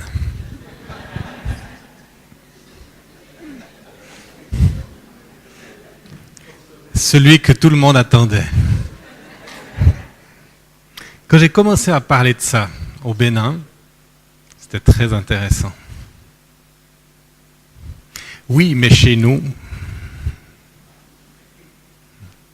on sait que vous en Europe, mais chez nous en Afrique, vous vous souvenez ce que j'ai dit la semaine passée sur la culture? Alors, on ne veut pas changer la culture pour copier l'Europe. On aimerait se poser la question de nos pratiques, et puis de les explorer à la lumière de la parole de Dieu, et puis de l'efficacité qu'on peut identifier. Alors, fessées et punitions corporelles, que faut-il en penser? Les études montrent que ce n'est pas la meilleure méthode. Normalement, tous les psychologues, les savants, les gens qui font des recherches sur les relations, quand ils font des recherches, ils découvrent des choses que la parole de Dieu nous dit depuis 2000 ans ou 4000 ans. Par exemple, si tu ne pardonnes pas, il y aura des conséquences dans ta santé à l'intérieur, dans ta santé physique, même dans ton corps. Tu peux avoir des maladies, tu peux avoir des problèmes cardiaques. Mais ça, on le sait depuis 2 à 4000 ans. Maintenant, le problème, c'est que il semble que la Bible nous dit de frapper nos enfants. Vous êtes d'accord? Mais toutes les études qui sont faites ont tendance à montrer que c'est de loin pas la meilleure méthode et qu'il y a des conséquences qui peuvent être graves dans la vie des enfants. Les conséquences peuvent aller à différents niveaux de la crainte, une distance par rapport aux parents, et il n'y a pas vraiment de relation. D'ailleurs, on voit que les familles qui n'ont pas beaucoup de relations avec les enfants ont tendance à appliquer le châtiment corporel comme méthode principale. Là où il y a plus de relations, on y recourt, peut-être aussi, mais peut-être pas aussi souvent. Parce qu'il y a beaucoup de choses qui peuvent déjà se résoudre simplement par la relation et dans la discussion. Donc, il y a quand même des questions à se poser. Est-ce que la parole de Dieu nous demande de frapper nos enfants? Alors, on va l'ouvrir. Proverbe 13, verset 24. Celui qui épargne la verge à son fils le hait, mais celui qui l'aime le châtie dès son plus jeune âge. Alors, châtier, hein? Proverbe 22, 15. La folie est attachée au cœur de l'enfant, le bâton de la correction l'éloignera de lui. C'est clair. Proverbe 23, 13. N'hésite pas à corriger le jeune enfant. Si tu lui donnes des coups de bâton, il ne mourra pas.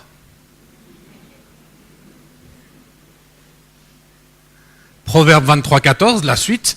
Bien plus tôt, par des coups de bâton, tu le sauveras du séjour des morts. Un moyen de salut, hein? Alors, creusons un peu plus. Ces exemples semblent clairs. Il y a des gens qui disent, bon, qui a écrit les proverbes? Qui a écrit les proverbes? Salomon. Quel genre de père était Salomon? Combien il avait d'enfants déjà?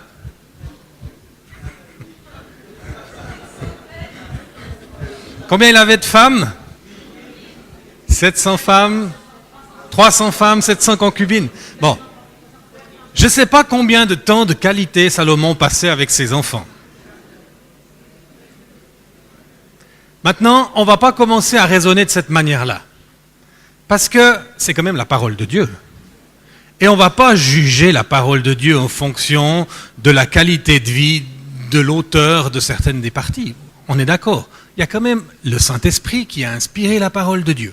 Donc on ne va pas entrer dans ce genre de raisonnement. Ça, c'est dangereux. On va plutôt interpréter la parole de Dieu par elle-même. Tous ces versets sont tirés des Proverbes.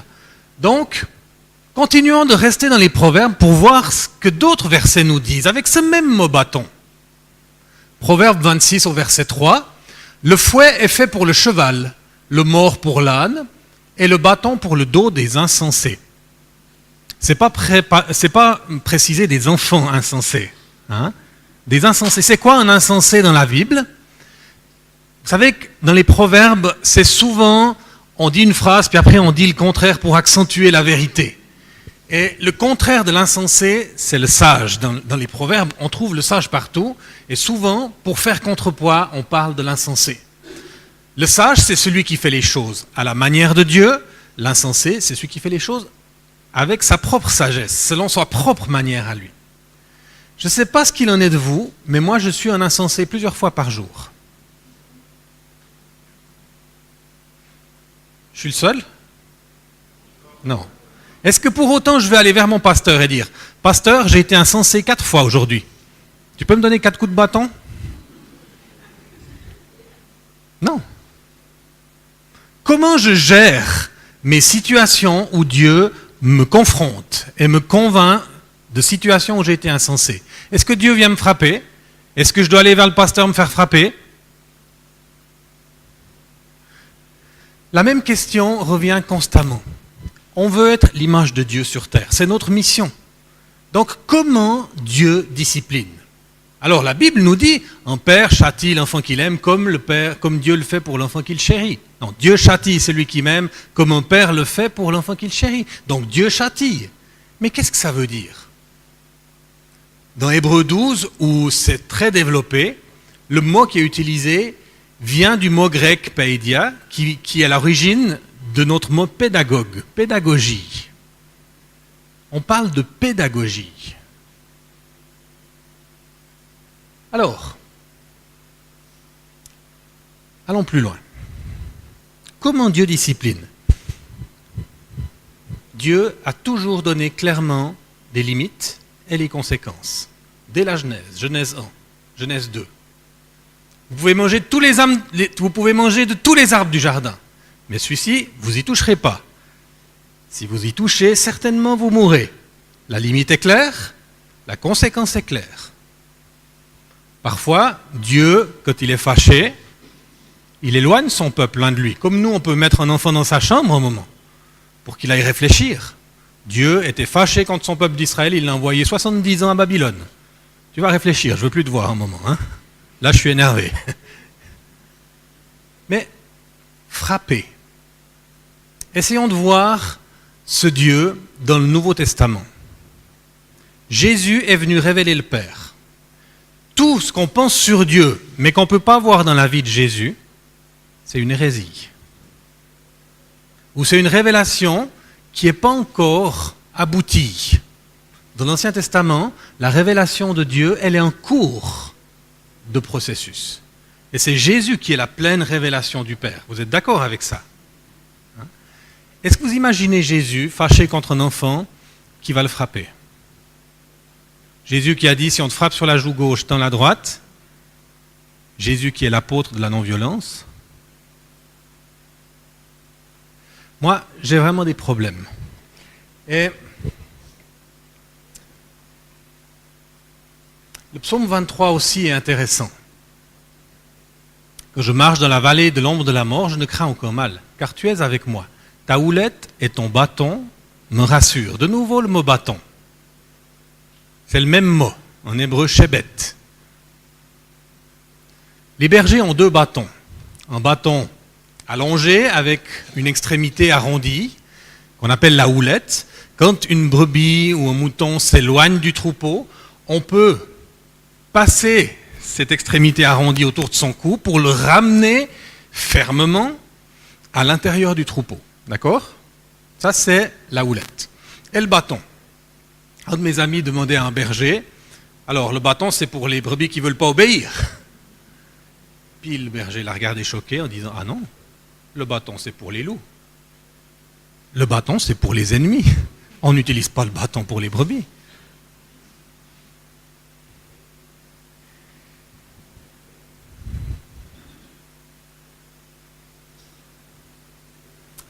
Est-ce que Dieu nous bat? Comment est-ce que Dieu nous discipline? C'est vraiment notre relation avec Dieu qui doit nous conduire dans une juste compréhension de la discipline. Le problème d'une application littérale de ces versets dans les proverbes, c'est que c'est une porte ouverte à toutes sortes d'extrémités et d'abus. Et il y en a. Et dans les familles chrétiennes encore plus que dans les autres. Et en plus, on se camoufle derrière une obéissance à la parole de Dieu. Alors que là derrière, il y a un manque de relation, il y a des parents qui sont durs, il y a des parents qui sont dépassés, il y a des parents qui sont conduits par leur colère, mais on obéit à la parole. Et il y a de la maltraitance et des abus physiques sur les enfants qui sont graves. Et vous pensez que c'est pourquoi que dans beaucoup de pays, le châtiment corporel a été aboli, il a été banni, maintenant il est punissable. En Suède, si tu frappes un enfant, tu peux aller en prison. Alors je sais qu'en Afrique, ça fait bondir les gens. Et il y a même les chrétiens qui sont sortis dans la rue en Europe avec des panneaux en disant « On nous interdit d'éduquer nos enfants selon la parole de Dieu ». Mais bien sûr que non, parce que la parole de Dieu, c'est pas de frapper les enfants. Il y a des principes derrière ces versets. Et si on applique ces principes, et on va voir ce que ça veut dire, c'est pas nécessairement en les battant que les choses se font. Et c'est à cause de nos abus, de nos extrémités, que l'État doit prendre des mesures à un moment donné pour protéger les enfants, à cause des conséquences graves qu'il y a pu y avoir dans la vie de plusieurs d'entre eux. On ne veut pas être conduit par notre colère. Le bâton, dans ces versets de Proverbes, c'est le mot hébreu shebet. Et shebet dans la Bible, si vous faites une étude, il peut avoir 10 sens différents. 5 qui sont littéraux, réellement un bâton qu'on utilise pour marcher, pour s'appuyer dessus. Moïse avait un bâton, David avait un bâton, et ce bâton c'était un résumé de leur histoire. Ils gravaient chaque fois une encoche sur le bâton quand ils avaient une expérience marquante dans leur vie. Donc ce bâton était important.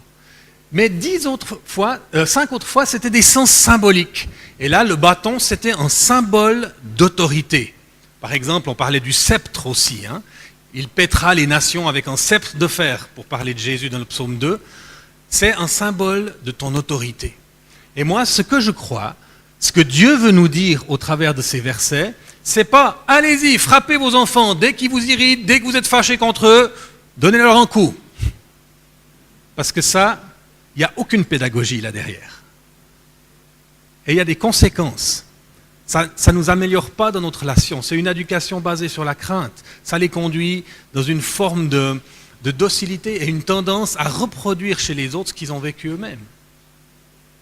Ça produit de la colère dans leur cœur. Et on voit que beaucoup de parents aujourd'hui, ils se mettent très rapidement en colère. Mais ça vient d'où? Ça passe de génération en génération. Le bâton, c'est un symbole d'autorité. Et je crois que ce que la parole nous dit quand elle parle de battre avec un bâton, c'est que nous devons appliquer notre autorité avec fermeté et avec constance. Et j'insiste sur les 2 mots. Fermeté, ça veut dire que ce n'est pas négociable. Les lois, les règles dans la famille, les conséquences doivent s'appliquer à chaque fois. S'il y a la grâce une fois ou l'autre, c'est OK. Mais si la grâce devient monnaie courante, ça devient une grâce à bon marché qui perd son impact. Les lois de Dieu, elles s'appliquent tout le temps. Si tu es sur le toit d'un immeuble et que tu sautes, tu tombes tout le temps.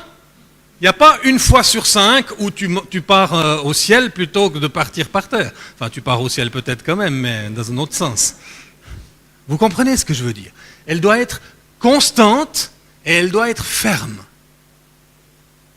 Donc, on doit appliquer notre bâton, on doit utiliser l'autorité que Dieu nous a donnée, sans crier, parce que notre autorité, elle n'est pas dans le volume de notre voix, sans forcément taper, sans forcément sous l'effet de la colère.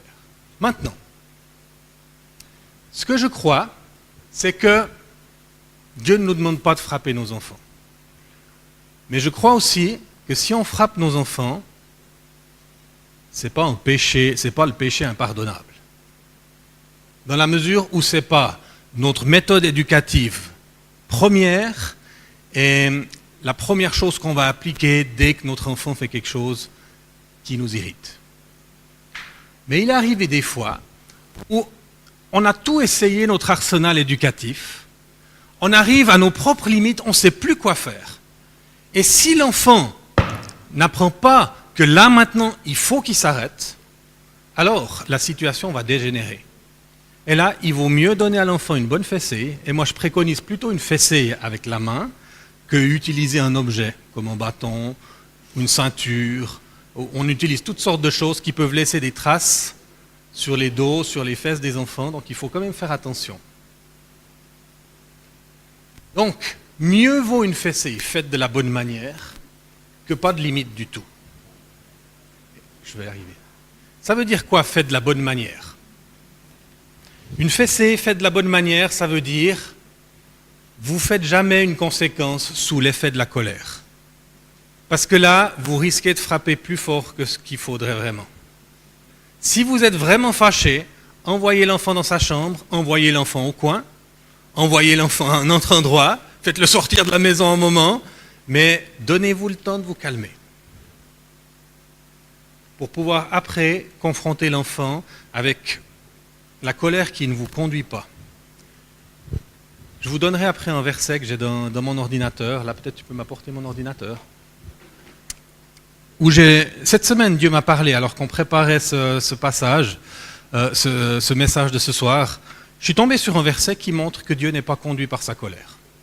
Donc si dans notre éducation on est conduit par notre colère, on n'est pas à l'image de Dieu. Je vais juste vous le donner. Merci Joël. Osée 11 au verset 9. Je n'agirai pas selon mon ardente colère, je renonce à détruire Éphraïm, car je suis Dieu et non pas un homme. Je suis le saint au milieu de toi, je ne viendrai pas avec colère. Dieu n'est pas conduit par sa colère. Et ça, c'est notre risque à nous. Donc moi, j'avais commencé mon éducation avec mes enfants. Oui. J'ai dit quoi? Osée 11, verset 9. Osée 11, verset 9. J'avais commencé mon éducation avec mes propres enfants en disant, moi, j'ai envie d'éduquer mes enfants sans les frapper.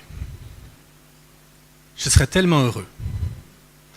Et puis, quand ma fille aînée, qui était une tronche, qui est toujours une tronche, une forte tête, elle est arrivée vers 2 ans, 2 ans et demi. On était un soir, et puis elle se levait constamment, elle ne voulait pas aller se coucher. D'abord, elle allait faire pipi, elle l'avait déjà fait avant. Ensuite, elle dit, j'ai oublié de boire de l'eau. Après, j'ai oublié de vous donner un bisou. Et puis, elle se relevait 5, 6, 10 fois. Au bout d'un moment, j'ai dit, Noémie, maintenant tu vas te coucher. Autrement, il y aura des conséquences. Elle a commencé à hurler. Mais je veux pas dormir, je suis pas fatigué. Les petits enfants, surtout vers 2 ans, ils vont essayer de vous manipuler par leur crise. Et si vous laissez gagner des enfants de 2 ans, vous êtes foutus quand ils auront 14 ans. Petits enfants, petite bataille. Souvenez-vous, grands enfants. J'ai essayé tout mon arsenal de méthodes éducatives. Au bout de 20 minutes, c'était « Je veux pas dormir !» Je vais vers ma femme, je dis « On fait quoi ?» Puis ma femme, elle m'a souri, elle m'a dit « Tu sais ce que tu dois faire. » Elle aime que je sois responsable. Hein? Ça lui plaît bien. Ça veut aussi dire là que l'homme est responsable. Alors s'il n'est pas là, c'est évident qu'il délègue son autorité, mais s'il est là, il n'est pas couché dans son canapé avec les pieds sur la table pendant que sa femme gère tous les problèmes de discipline. Ça, c'est pas un homme qui prend sa place. Elle me dit, tu sais ce que tu dois faire. Je dis, ouais, mais j'ai pas envie. Je dis, bah s'il n'y a plus que ça, il faut y aller, quoi. Alors je suis allé vers ma fille Noémie, je lui ai dit, Noémie, si tu continues à pleurer, je te donne une fessée. Mais je veux pas dormir. Elle savait pas trop ce que ça voulait dire, elle avait encore jamais eu de fessée. Non. Je lui ai dit, si dans 2 minutes tu n'as pas arrêté, tu as ta fessée. 2 minutes après, je l'ai prise dans son lit, je l'ai sortie de ma chambre, je l'ai sortie de sa chambre, je l'ai prise dans la mienne, je l'ai couchée sur mes genoux. Je ne vais pas baisser la culotte ou le pyjama, hein. Je ne veux pas l'humilier, ce n'est pas le but. Et puis, pah! Et je peux vous dire que j'ai tapé fort, j'avais mal à la main après. Elle a hurlé de plus belle. J'ai dit ça va lui passer. Là c'est parce qu'elle a mal, je l'ai remise dans son lit. Maintenant je veux que tu dormes. 10 minutes, elle a encore hurlé. Elle s'endormait toujours pas. Je dis à ma femme, on fait quoi? Elle me dit, il faut tenir bon. Je suis retourné vers elle, j'ai dit, Noémie, si tu recommences, je te donne une 2e fessée. Je veux pas dormir. 2 minutes après, je l'ai reprise. Je l'ai remise au lit, elle a dormi. Elle a pleuré encore 1 minute. Et puis elle s'est endormie. Le lendemain matin, je me lève, je sors dans le couloir, je vois ma fille. Je dis bonjour Noémie, bonjour papa, elle court dans mes bras. Je dis, elle m'aime toujours. Puis après je l'ai regardée, je lui ai dit, qu'est-ce qui s'est passé hier soir Noémie? Tu m'as donné une fessée. J'ai dit, ah ouais. Et puis est-ce que tu penses qu'elle était méritée?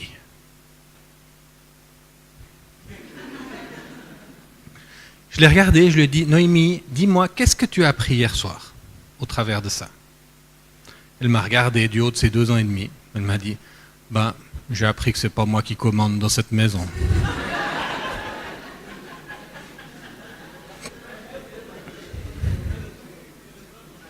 Maintenant, je vais vous dire quelque chose.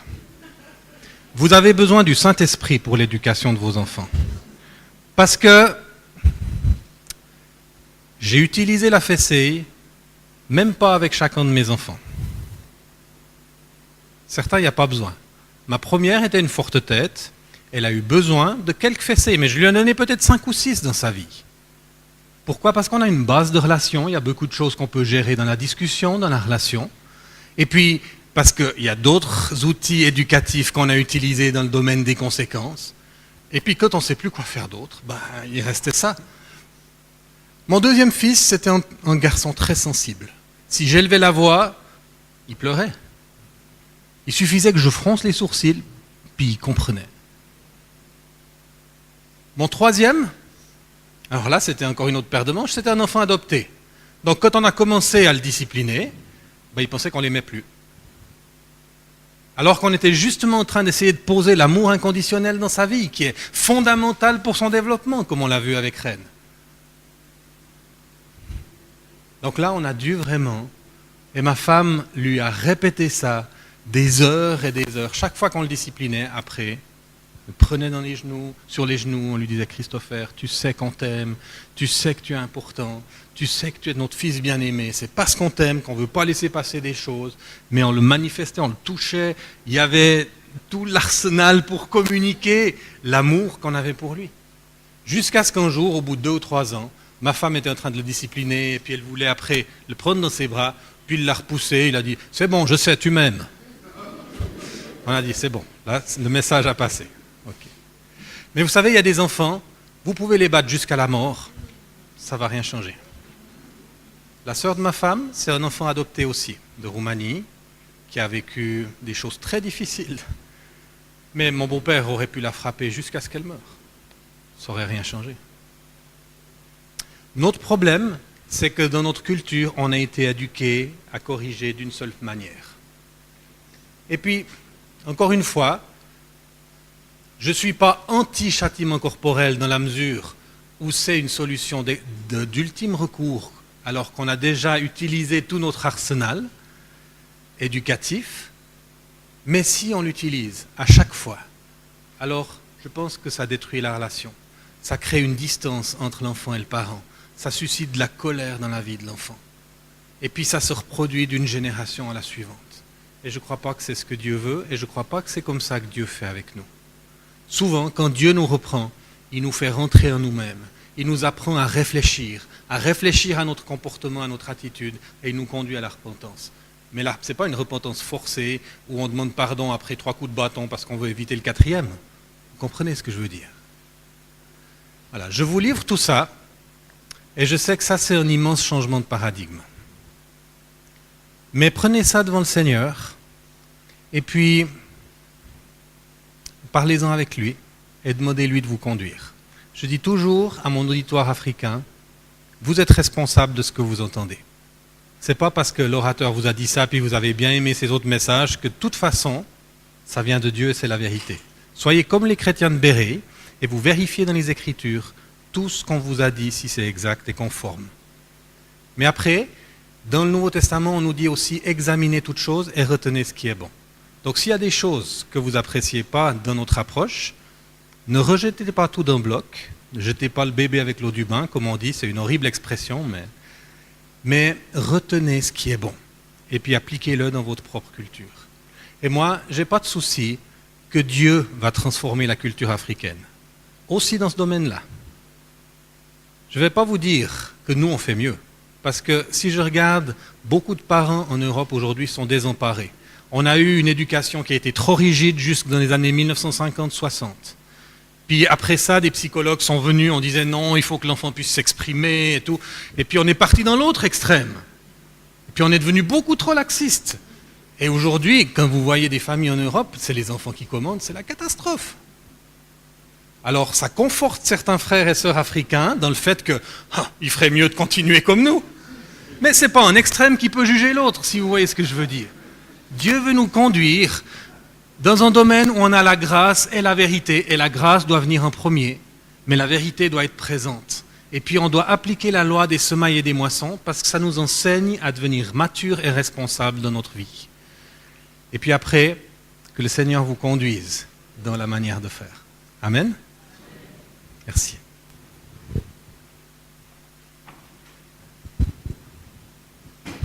Merci Guy, c'est bon. Voilà, on vous a partagé beaucoup de choses ce soir. On aimerait vous présenter quelques situations réelles. Si elles ne vous correspondent pas, puis que vous en avez toute la soirée, vous en avez une de votre propre famille, où vous aimeriez réfléchir à comment est-ce que vous pourriez appliquer des conséquences à ça, s'il vous plaît, prenez votre situation. Là, c'est juste pour vous en proposer quelques-unes. Ce qu'on vous propose, c'est de vous mettre en trio, par 3, et puis vous en prenez 1 ou 2 ou 3. Vous n'êtes évidemment pas obligé de les prendre toutes. Vous prenez celle qui vous inspire le plus, et puis comme je l'ai dit, si vous en avez une de votre propre maisonnée que vous voulez discuter, prenez-la, bien sûr. Donc, vous pouvez avoir cette situation-là, votre enfant doit rentrer à la maison à 18h, il rentre à 18h30. Qu'est-ce que vous proposez comme conséquence? D'accord? C'est là-dessus qu'on va travailler. Vous découvrez que votre fille a volé un bonbon au magasin, ou autre chose. Votre enfant embête, dérange toujours son petit frère. Vous devez répéter les choses 10 fois et finir par crier avant que votre fils vous obéisse. Votre enfant ne range jamais les jouets qu'il sort. Votre enfant pleure chaque fois que vous lui demandez de faire quelque chose. Votre enfant ne veut pas faire ses devoirs scolaires. Vous avez quelques situations là.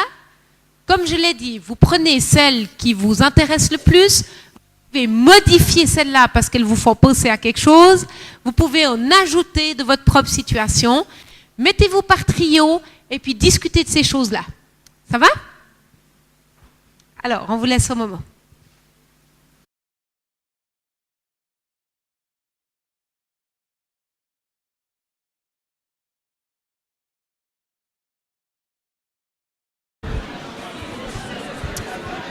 Voilà, je vais me permettre de vous interrompre.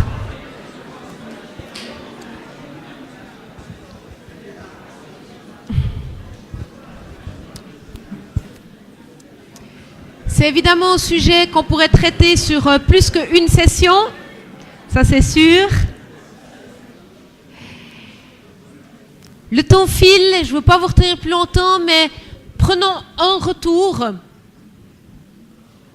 S'il y a une équipe qui se dit, mais nous, voilà ce qu'on a discuté, puis voilà ce qui est ressorti de nos discussions, là, vas-y. Là, je pense qu'il n'y aura pas de problème de volontaire. Hein. Viens devant, s'il te plaît. Alors, je connais votre passion quand on arrive dans des sujets chauds. S'il vous plaît, écoutez. Merci. Bonsoir à tous. Chez nous, on a eu échangé sur 2 points.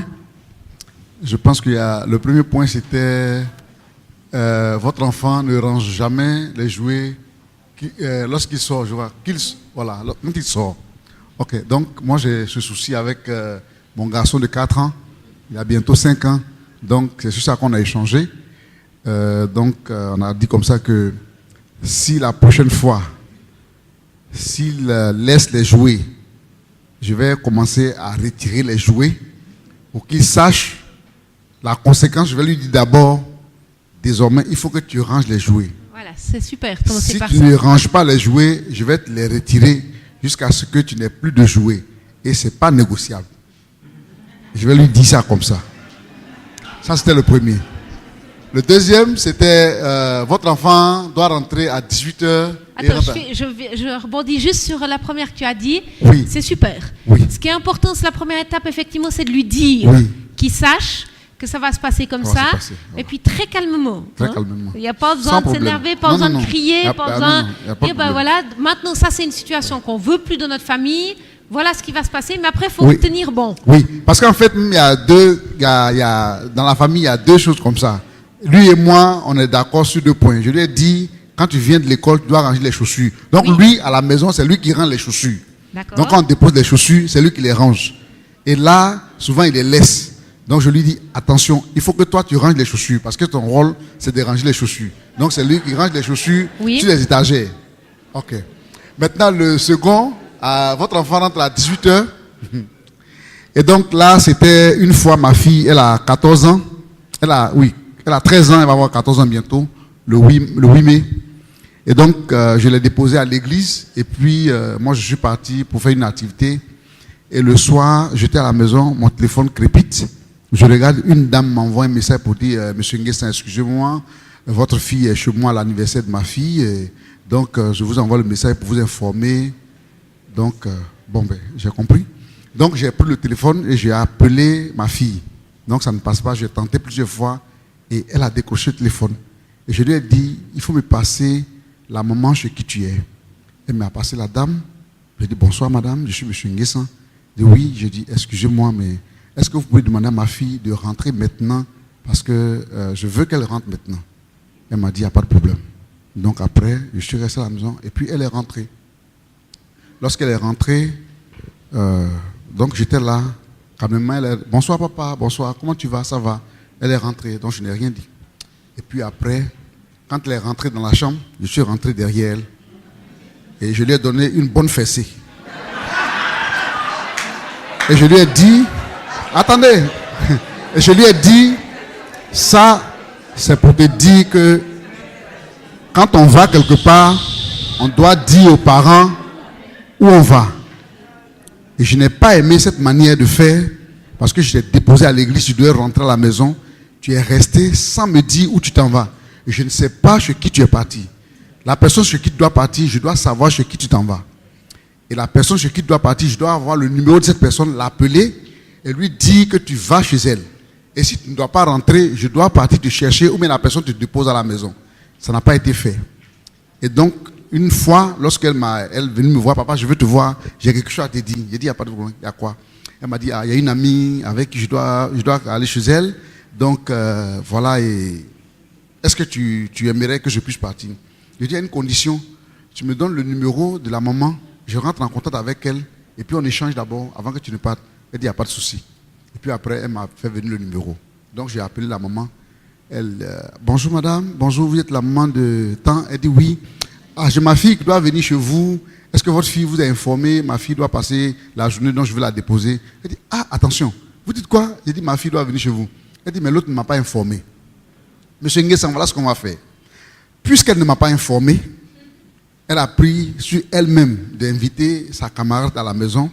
Moi, ce qu'on va faire, cette fois-ci, je refuse qu'elle vienne. Et donc, tu vas dire à ta fille qu'elle ne viendra pas. Et moi aussi, je vais dire à la mienne qu'elle ne bouge, que sa copine ne viendra pas. On va faire comme ça la prochaine fois. Elles vont nous initier, elles vont nous demander la permission. On sera informé. J'ai dit, madame, je suis parfaitement d'accord. Chez moi, ça marche. Donc, quand c'est fini, j'ai dit à ma fille, tu vois, ton ami n'a pas dit à sa maman que tu dois venir. Donc, sa maman dit que tu ne partiras pas. Et moi, je suis d'avis avec elle, donc tu n'iras pas. On s'est entendu, il n'y a pas eu de palabre. Elle a dit, j'ai compris, il n'y a pas de problème. Donc, prochainement, on va bien arranger l'affaire. J'ai dit, il n'y a pas de souci. Voilà. C'était la deuxième situation, une bonne situation d'apprentissage. Oui, c'était bien passé et voilà. Ça va, ça marche très bien. Et ça marche. Voilà. De la première, l'écho que je donnerais, c'est que peut-être qu'avant de donner la fessée à votre fille, vous avez pu discuter juste de ce qui s'est passé pour être sûr que les choses aient été bien claires. Pour moi, c'est ça que j'aurais proposé. Mais ça va maintenant. C'est que si on s'entend bien, ça va. Mais on voit que la situation a évolué positivement. C'est cool.